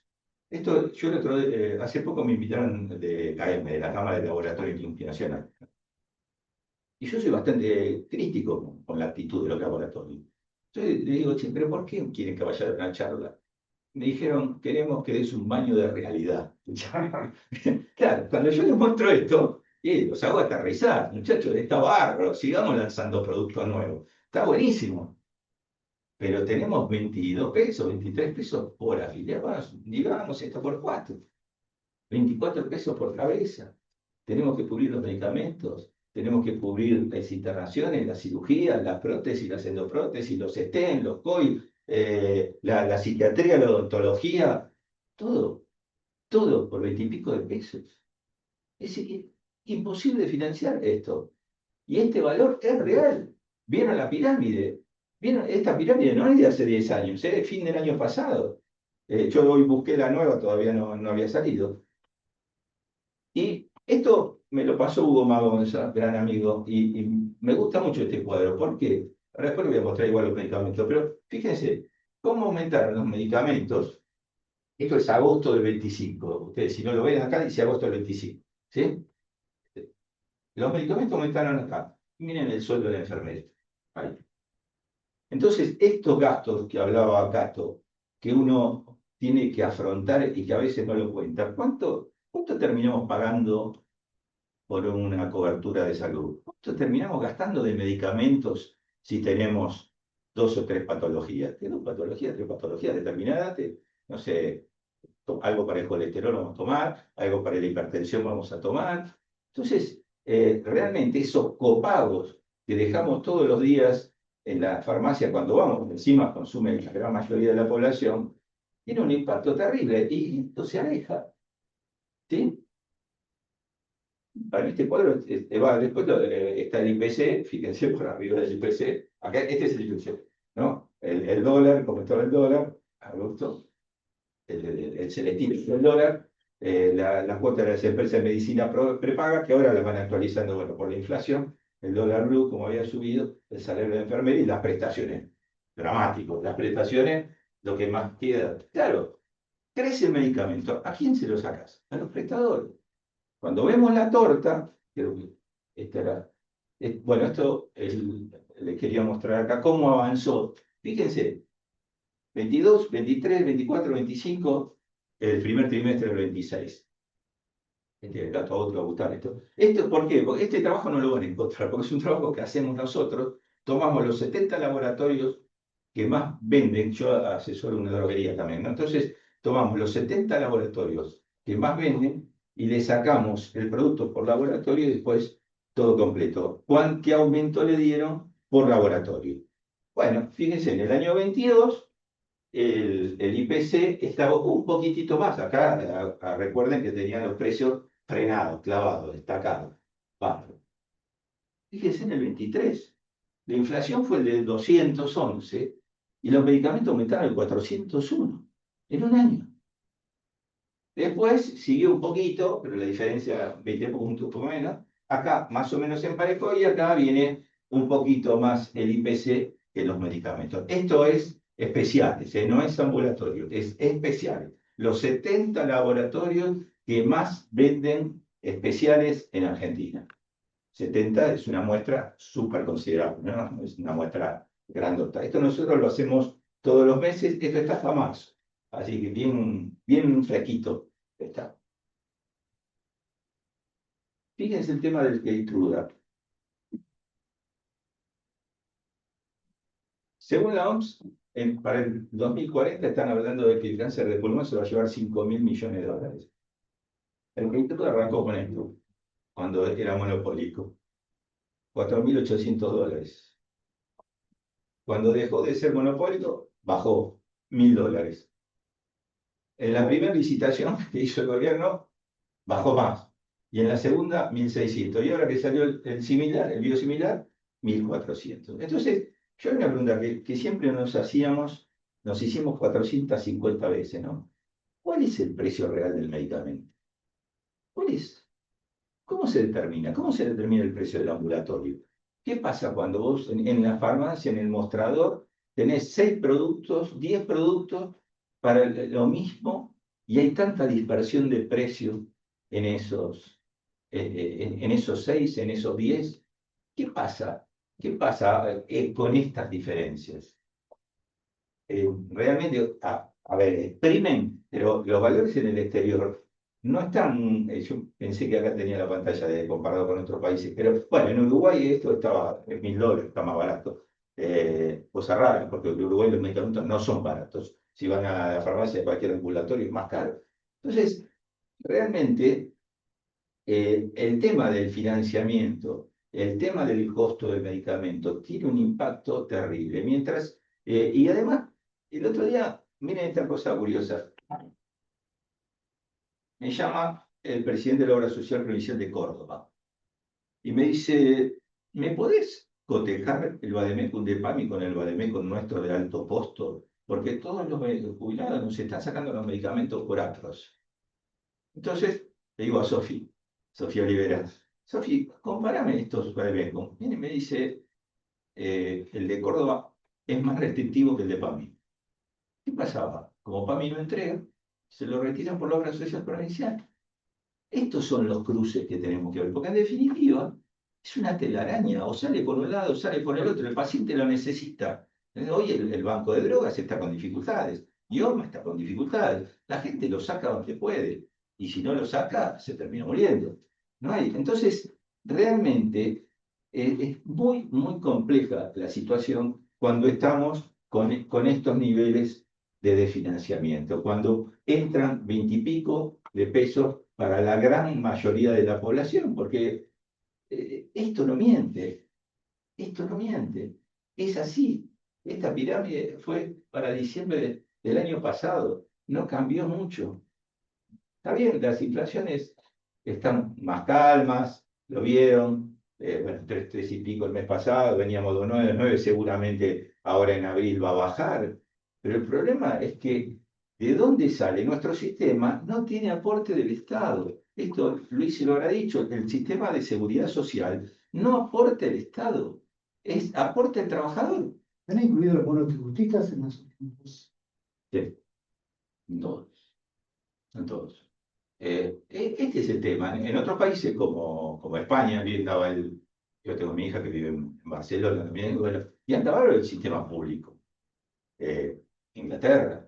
Pero acá el Estado, de los puntos de PBI que gasta la nación, gasta mucho más la provincia y el municipio. La próxima vez le voy a traer esa pantalla. No quise meterme tanto en financiamiento, porque sé que Luis no debe haber desplegado esto, pero realmente cuando vemos la parte del Estado, que son 3 puntos más o menos del PBI, que digamos que es lo estatal, el gran número, 2 de esos 3 puntos, es la provincia y el municipio, otro medio, y medio solo le queda a la nación, el 0,5 le queda a la nación. Entonces, está bien, ¿cuántos hospitales tiene la nación? Muy pocos, muy poquitos. El tema es este. O sea, si nosotros pensamos que tenemos una economía marginal de 40-45%, que todos coincidimos en eso, de ahí no pasa, será 42,5, 43, 44, esa gente que no aporta, que trabaja de changa, que se gana la vida como puede, si no engrosamos la masa salarial, el sistema no puede financiarse. Yo no le veo ninguna salida. El PAMI es absolutamente inviable y no hablo de gestión, hablo de recursos. Cuando estaba Fernández, le daba 7 puntos, 8 puntos del impuesto país, recuerdo. Le daba al Tesoro otros 7 puntos. Y había 2 o 3 puntos más que lo ganaban por intereses, por lo que no habían entregado en pandemia. Entonces, hagan 7, 7 y 3. Hoy esos 17 puntos no están. Tampoco lo tuvimos nosotros, ¿eh? A nosotros nos daban los aportes peladitos, peladitos, peladitos. Y en 18 tuvimos el PAMI en equilibrio.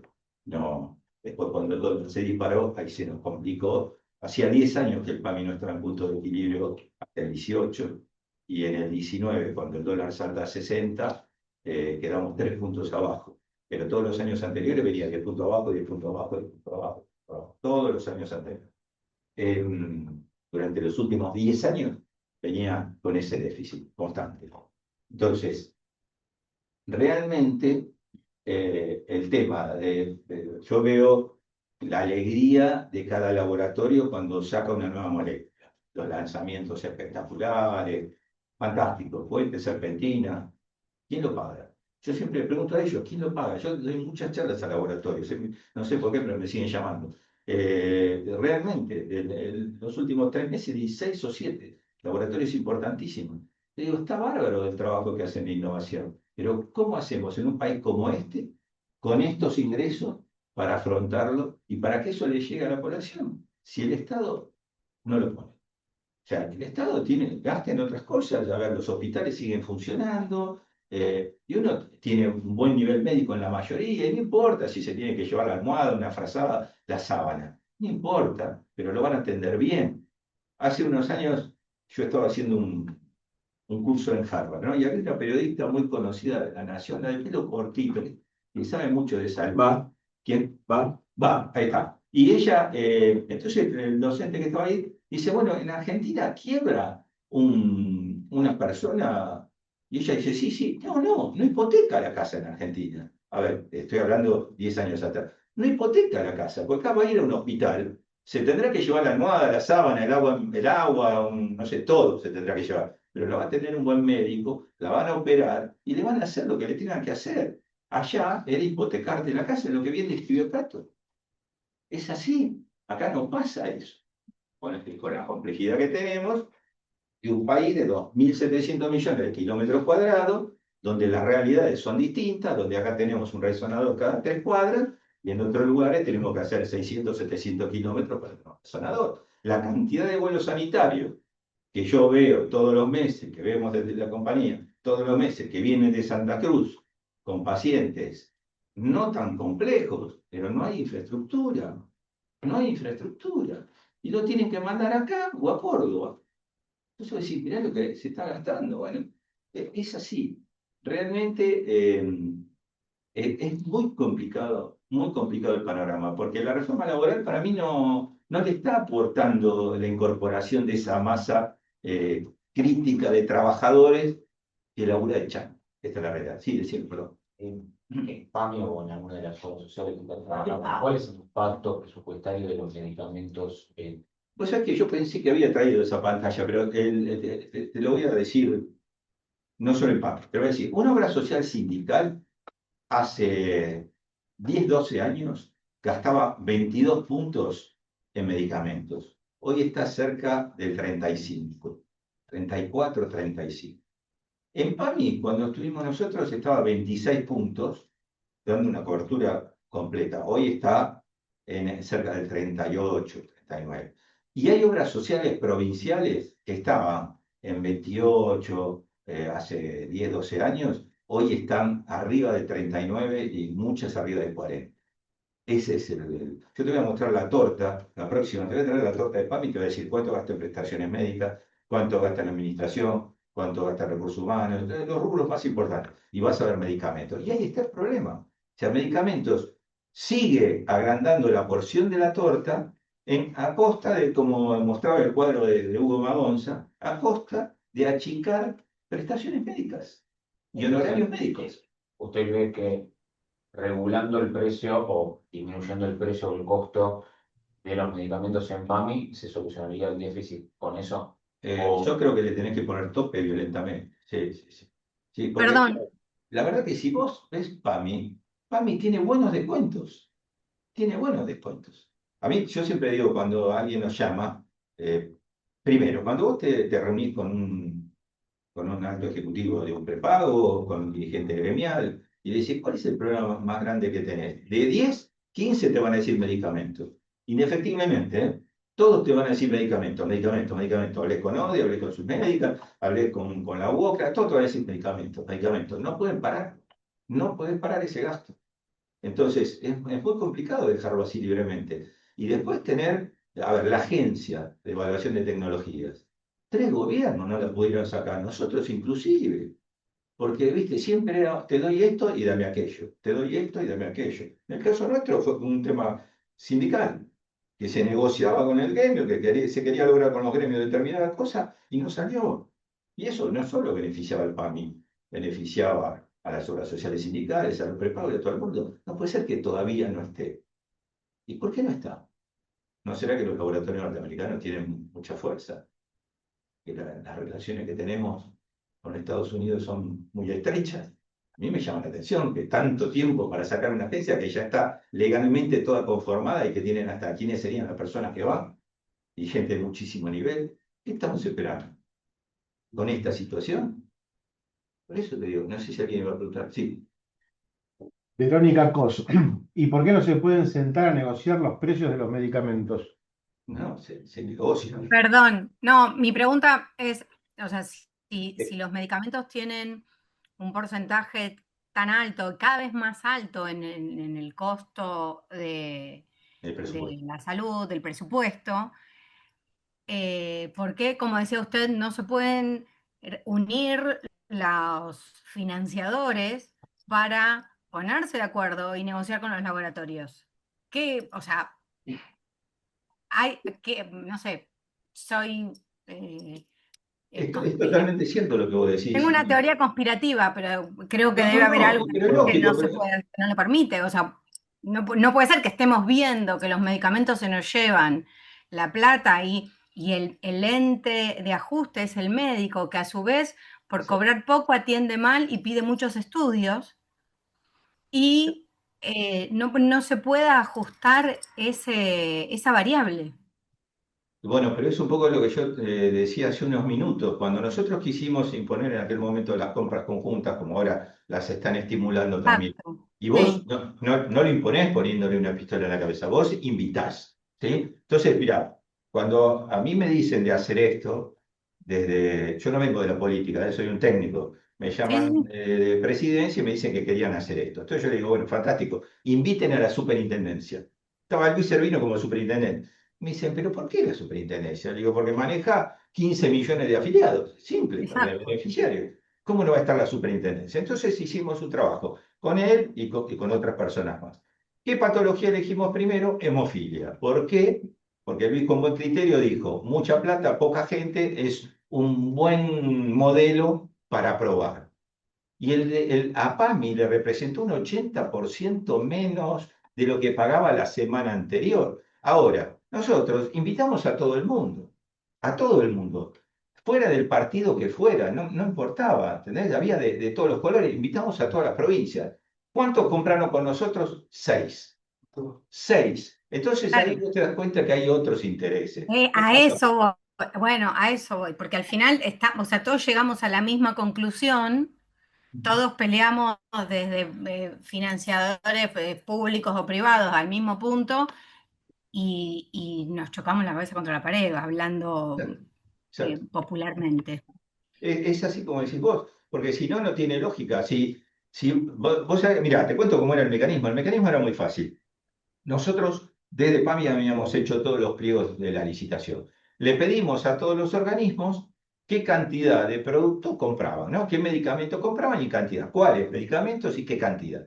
Después se consolidaba todo eso. Y le pedíamos cuál era el mejor precio que ellos compraban. Entonces se tomaba, ponele que una obra social compraba más barato que PAMI, otra compraba otra provincial, se tomaba cuál era el mejor precio de todos los que habíamos invitado. Y a ese precio le bajamos el 25%. Y con ese precio fue el techo para esa licitación. ¿Se entiende el mecanismo? Se bajó Sí, sí. 25, Y seguramente el laboratorio tampoco perdería nada con ese, Pero imagínate, a con ver, ese te lo techo. digo, fue Pfizer el laboratorio que antes le vendía a PAMI y que ganó la licitación. Hubo Claro. 7 laboratorios que se presentaron, no fue único, ¿eh? Sí, No sí, fue sí. único. Y ganó el mismo que vendía antes con 80% menos. Siento Ahora menos. vos decís, ¿por qué no? ¿Por qué en vez de 6 financiadores no No fueron vinieron 20. 30? Exacto. ¿Por qué no fueron 30? Entonces vos tenés que pensar mal, ¿viste? Y ahí Claro, por eso digo, lamentablemente a mí ¿eh? se me ocurre una teoría conspirativa, o sea, no puedo pensar en No, algo yo creo distinto. que, no sé si conspirativa, yo creo que intereses personales, indudablemente. Bueno, ¿Puedo hacer una exacto, pregunta? exacto, porque lo estamos viendo, no es que lo estamos inventando, esos No, son pero yo datos te digo, reales. cuando ustedes vean el cuadrito, que yo no lo traje porque lo dejé para la segunda, van a ver cuánto estaban hace unos años y lo que está cada vez gastando más y más y más y más. Bien, Sigue creciendo, cuando todo lo demás va para abajo, pero el gasto de medicamentos no para, sigue creciendo. gracias. No, Relacionado a esto, cambiando, no sé si lo veremos en la clase o si podemos charlarlo la clase que viene, el rol de las droguerías y los grandes distribuidores de medicamentos y ya, en toda esta cadena, digamos. mirá, el tema es fácil acá. La droguería, vos decís, ¿por qué el laboratorio no le vende directo a determinados jugadores? ¿Sí? Pero concreto, a Osprera, ¿por qué no le vende directo a un laboratorio? Entonces, la otra vuelta lo discutía con uno. Digo, hay 300 laboratorios, conseguime 3 que le quieran vender directo a Osprera. 3. 3. ¿Y por qué? Porque paga mal. Porque el laboratorio, la droguería, le da 30 o 45 días y la droguería tiene que cancelarlo. Bueno, vos, Víctor, estuviste de ese lado. No tenés plazo. ¿Entendés? El resorte financiero es la droguería. Entonces la droguería tiene una función, la logística. La cubrís fácil. La podés cubrir, sí, bueno, tenés los permisos, tenés los registros, tenés las heladeras, las cámaras, tenés todo lo que vos quieras, el tergopol, los refrigerantes, tenés todo lo que sea. Fantástico. Y tenés que llegar, como dice Cato, desde Jujuy hasta Ushuaia, ¿no? De punta a punta, a Tierra del Fuego. Fantástico. Pero lo más importante es el colchón financiero. ¿Quién se come esos días? Y esos días tienen costo. Porque vos te crees que la droguería no. Si hay inflación de 3, te sube el 3 por mes. Y si le vas a pagar a 90, son 9 puntos que le va a subir. Nadie te lo va a regalar. Pero por lo menos te aguanta. El laboratorio no te aguanta. El laboratorio vos le tenés que pagar a los 30 o a los 45. Y no te dan más que eso. No te dan más que eso. Mirá que yo asesoro una de las, debe ser de las 6 más grandes. Conozco muy bien los números y no hay otra forma. Ese es el gran tema, porque sacando lo que puede ser, después tenés otro tema que juega para el laboratorio, que es el IVA, que al prepago le conviene y a las obras sociales o a las provinciales no le sirve, por el 10,5, ¿viste? Vos sos de médicos, me compras a mí que soy laboratorio, ese 10,5 a vos te sirve.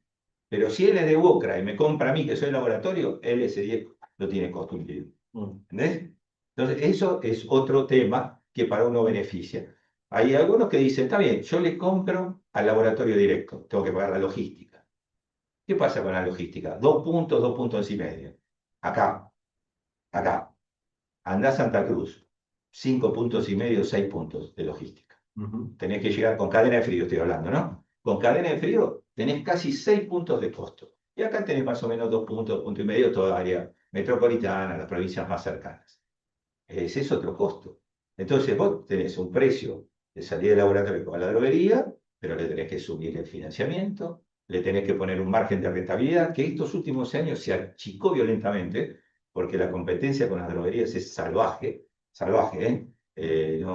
por agarrar un cliente bajaron los precios enormemente, pero tenés el costo financiero, el costo logística, que no puedes hacer otra cosa. Realmente, y mientras estés manejándote con una inflación como esta, dentro de todo, imagínate con inflaciones del 20 mensual.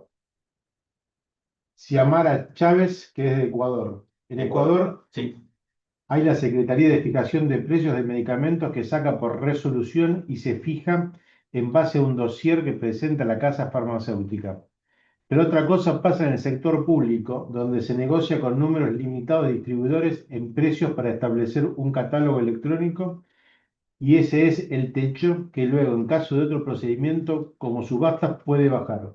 El problema es que la fijación inicial se basa en la propuesta de la casa farmacéutica. No sé si en algún país de la región están fijando precios con estudios económicos y financieros que permiten determinar costos y ganancias máximas. A mí me parece que Colombia, bueno, Uruguay en cierto aspecto para los productos de alto costo se maneja de esta manera, lo fija el Estado, y Colombia el alto costo también lo fija La ley 100. O sea, en estos dos países estoy seguro. En Paraguay no le fijan precio, pero en Uruguay y en Colombia sí. Y bueno, pero no hay otra, ¿viste? A mí no me sorprendería que acá, bueno, pero con una economía liberal no vas a pensar en poner un precio máximo, Sí, un tope, Brasil es el público, ¿no? Con un precio de referencia de compra del público. Claro, exacto. Sí. Sí, doctor, ¿se puede pensar un escenario justamente en lo que pasa hoy, en donde las provincias se metan por un precio o fijación de precio, digo, teniendo en cuenta lo que pasa a nivel nacional y con lo que está pasando con la descentralización? Es que la provincia tiene una autonomía que la nación no la tiene. La provincia puede hacerlo si quisiera. Si vos fíjate, la provincia de Mendoza, en este caso, quiso comprar a India, compró a la India. Ahora no avanzó, ahora frenó, paró todo. ¿Entendés? Entonces, a ver, cuando vos te enfrentás a la industria, y te lo decimos por experiencia, es difícil. Es un poder muy fuerte, muy fuerte. Yo siempre cuando tengo que un cliente hay que auditarlo, le digo, ¿tenés convenio con la industria o no? Porque realmente los resultados son distintos. Porque es mucho más fácil. Vos cuando cerraste un Bademecum, vas a tener buen descuento. Indudablemente que vas a tener, pero después te van a querer seguir agregando productos a ese Bademecum que los frenan. La gran mayoría los contienen, ¿viste? No es que le dicen que sí a todo lo que le proponen, pero no es fácil. Y cuando vos vas a reemplazar, si tenés el convenio con la industria, te van a llamar y te van a decir, che, pará, yo te doy este descuento del 40%, del 42%, del 43%, del 45%. Ahora, yo les digo a todos ustedes, ¿nunca vieron un medicamento que tenga 80% de descuento? Yo he visto. Entonces, ¿cuál es el precio del medicamento? Volvemos a lo mismo. Pero la provincia tiene una autonomía, pero bueno, también, viste, presionan por el otro lado. Presionan. Te mejoran unos puntos, viste, cuando están a punto de cortar, listo. Ahora también, cuando te pasan situaciones de pago tan, y ahora voy a la tuya, pero esto sí quiero comentarlo. Lo que hoy está pasando en PAMI, con el atraso que tiene con la industria, que a mí, según me comentaron, no sé si es cierto, pero me lo dijeron de 3 lados distintos, 6 meses en el alto costo. ¿Quién aguanta 6 meses? ¿Entendés? Puede agarrar cualquier obra social sindical, agarrar un SECA que no pague 3 meses, le cortan. No le bajan una aspirina. Esta es la realidad. Perdón. No, era en referencia a la autonomía que vos decías de la provincia de Buenos Aires, tenía casi exclusividad con este laboratorio que tuvo problemas con ese medicamento. Sí. Viene a que venía atrás, tenía todos los medicamentos que iba metiendo cada tanto. Claro. O sea, que la provincia puede elegir, tiene La provincia puede. ¿Y con quién? Sí, y a veces, miren esto, Cato se va a acordar. Cuando nosotros hicimos la primera compra conjunta, La provincia de Buenos Aires, imagínate, había trabajado con Vidal 13 meses, hasta que me piden que me haga cargo de PAMI. Yo estaba en guión. Entonces, cuando hago esa licitación, la llamo a María Eugenia Vidal y María Eugenia se suma, compra junto con nosotros. Fantástico. Cuando hacemos la segunda de los oncológicos, 23 drogas oncológicas, la provincia de Buenos Aires no se suma. Entonces yo la llamo a la gobernadora, imagínate, yo antes la veía una vez por semana. Digo, ¿qué pasa? Y no te sumás a esta compra. No me lo permite el Tribunal de Cuentas. ¿Cómo que no te lo permite? No me lo permite. ¿Qué te hace pagar más caro? Sí. No me permite el Tribunal de Cuentas. Tenemos que llegar al fin de sesiones legislativas, a fin de año, y ver si lo podemos modificar teniendo la mayoría. Entonces, miren los disparates. Sí. O sea, no era que compraba más caro, no le permitió comprar más barato. Y no fue la única provincia, ¿eh? No fue la única provincia. Hubo 3 o 4 provincias, una me parece que era Tucumán, que no les permitieron ir a las compras conjuntas. Porque vos una vez que hacías ese pedido, el laboratorio entregaba a través de la droguería que quería la logística a cada provincia, ¿sí? A donde fuera, al hospital, al ministerio, donde fuera, no importa, y cada provincia pagaba su parte. No era que el ministerio se hacía cargo de la deuda de todas las provincias, ni el PAMI. No, cada uno se hacía cargo de lo que le entregaban, lo que le bajaban ahí en el depósito. Todo bárbaro. Te haces cargo, compras más barato, todo bárbaro. ¿Eh? Bueno, no te lo permitía el Tribunal de Cuentas. Entonces, sí, ya cierro. ¿Hay una más? Dale, mamá. Hola, buenas tardes. Desde ya Hola. muchas gracias por la clase, todo súper interesante. Era, en primer lado, un comentario respecto a lo que antes estaban mencionando, respecto a el tema de las agencias de evaluación de tecnología sanitaria. Yo creo que también, siguiendo lo que decían mis compañeros, una de las razones por las cuales capaz no se implementó este año en EFITS fue por el tema del convenio del ARTIC que se hizo con Estados Unidos, que de alguna forma fomenta la innovación en el país. El tema es que justamente al traer innovación también está trayendo mayor cantidad de laboratorios que no les va a causar ninguna gracia el tema de limitar los precios justamente de esos productos. Y después también quería consultar ¿qué cree usted que va a suceder en el futuro? Si se va a poder realmente implementar este tipo de agencia, porque justamente en relación a todo lo que usted dijo, me parece que es lo más sensato en este tipo de situación. Nada, venía por ese lado mi consulta. No, Gracias. la agencia va a terminar saliendo. No hay, la presión es muy grande y la necesidad es muy grande y no puedes seguir con este nivel de financiamiento. Realmente, créanme, yo me acuerdo perfectamente el 2001, Unión Personal en ese momento tenía cerca de 700.000 beneficiarios, nosotros teníamos superávit todos los meses, ¿no? Era una obra social muy bien gestionada, habíamos creado por Salud, que era un prepago para que los sueldos altos no se nos fueran a Galeno, a Swiss Médica, a la OSDE, y realmente cuando yo veo que el gasto en medicamentos se le dispara como se le dispara y está teniendo hoy las dificultades, más allá que los sueldos del Estado han bajado en todo el país, no los nacionales, pero es todo un combo. Entonces, algo va a haber que hacer y la presión desde el sector de las obras sociales, sindicales y provinciales, tiene que ser muy fuerte. No se puede seguir sin esta herramienta. Son herramientas como estas que yo le nombraba de farmacoeconomía que hay que medir. Hay que medir, no es solo elegir la variable más barata, ¿no? ¿Qué resultados? Hay un montón de cosas que tenemos que estar midiendo constantemente para hacer una gestión eficiente. Y lamentablemente lo que nosotros vemos también desde auditoría, que hay muchos errores médicos en la prescripción. Y no hablo de mala intención ni de incentivos, ¿eh? Hablo de errores de conocimiento de la patología. Entonces, bueno, por eso quizás nosotros le apuntamos a tener especialistas que son muy reconocidos, porque están en lo último, se la pasan leyendo, se la pasan qué sale, qué no sale, ¿no? Bueno, ya sabemos lo que va a salir antes, bueno, por la relación que tenemos de tantos años con la industria, con todo el mundo. Entonces los aconsejamos. Pero bueno, no puede salir, sale una tira reactiva para medir glucemia china, que vale 30% menos que la de Roche, y yo le tengo que decir al financiador, mira, está esta tira, la probamos, funciona. Y tiene un lector para no videntes que te habla la lectura cuando te mediste. Vos haces lo que quieras, yo te lo digo, anda. Esta no anda, no la consideres. sea, esta es nuestra función. Hoy, la verdad que el nivel de ahorro que vos conseguís trabajando bien los profesionales, los médicos, porque todo el mérito es de ellos, todo el mérito es de ellos, y el estar informado, el estar capacitado, el saber muchísimo de cada patología. Ustedes ven, permanentemente están saliendo, fíjense nada más que con no me acuerdo la droga de semaglutida, es la cantidad de productos que salieron estos meses. O sea, salen uno detrás de otro, ya, fantástico, todo bárbaro. Y anda bárbaro, la droga es buena, el resultado es bueno. ¿Quién lo paga? ¿Lo van a pagar de bolsillo? Seguimos con lo que decía Cato, seguís sacando del bolsillo, porque no te lo van a cubrir. Están todos restrictivos.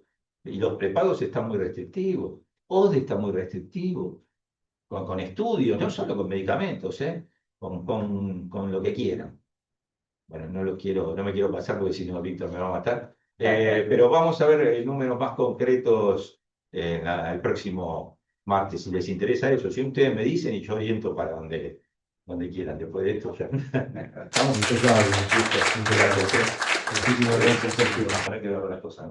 Muy amable, gracias. Bueno, gracias a todos. Tenemos la suerte de que tenemos la próxima clase también el doctor Mastay y el licenciado Sergio Casinotti van a estar presentes, así que si tienen alguna duda, por supuesto, tienen toda una semana como para poder formularla. Como así también que les puedan participar en el trabajo que pasó el doctor Mastay. Muchísimas gracias nuevamente y nos vemos el próximo martes. Muchísimas gracias. Gracias por la invitación. Por favor. Igual.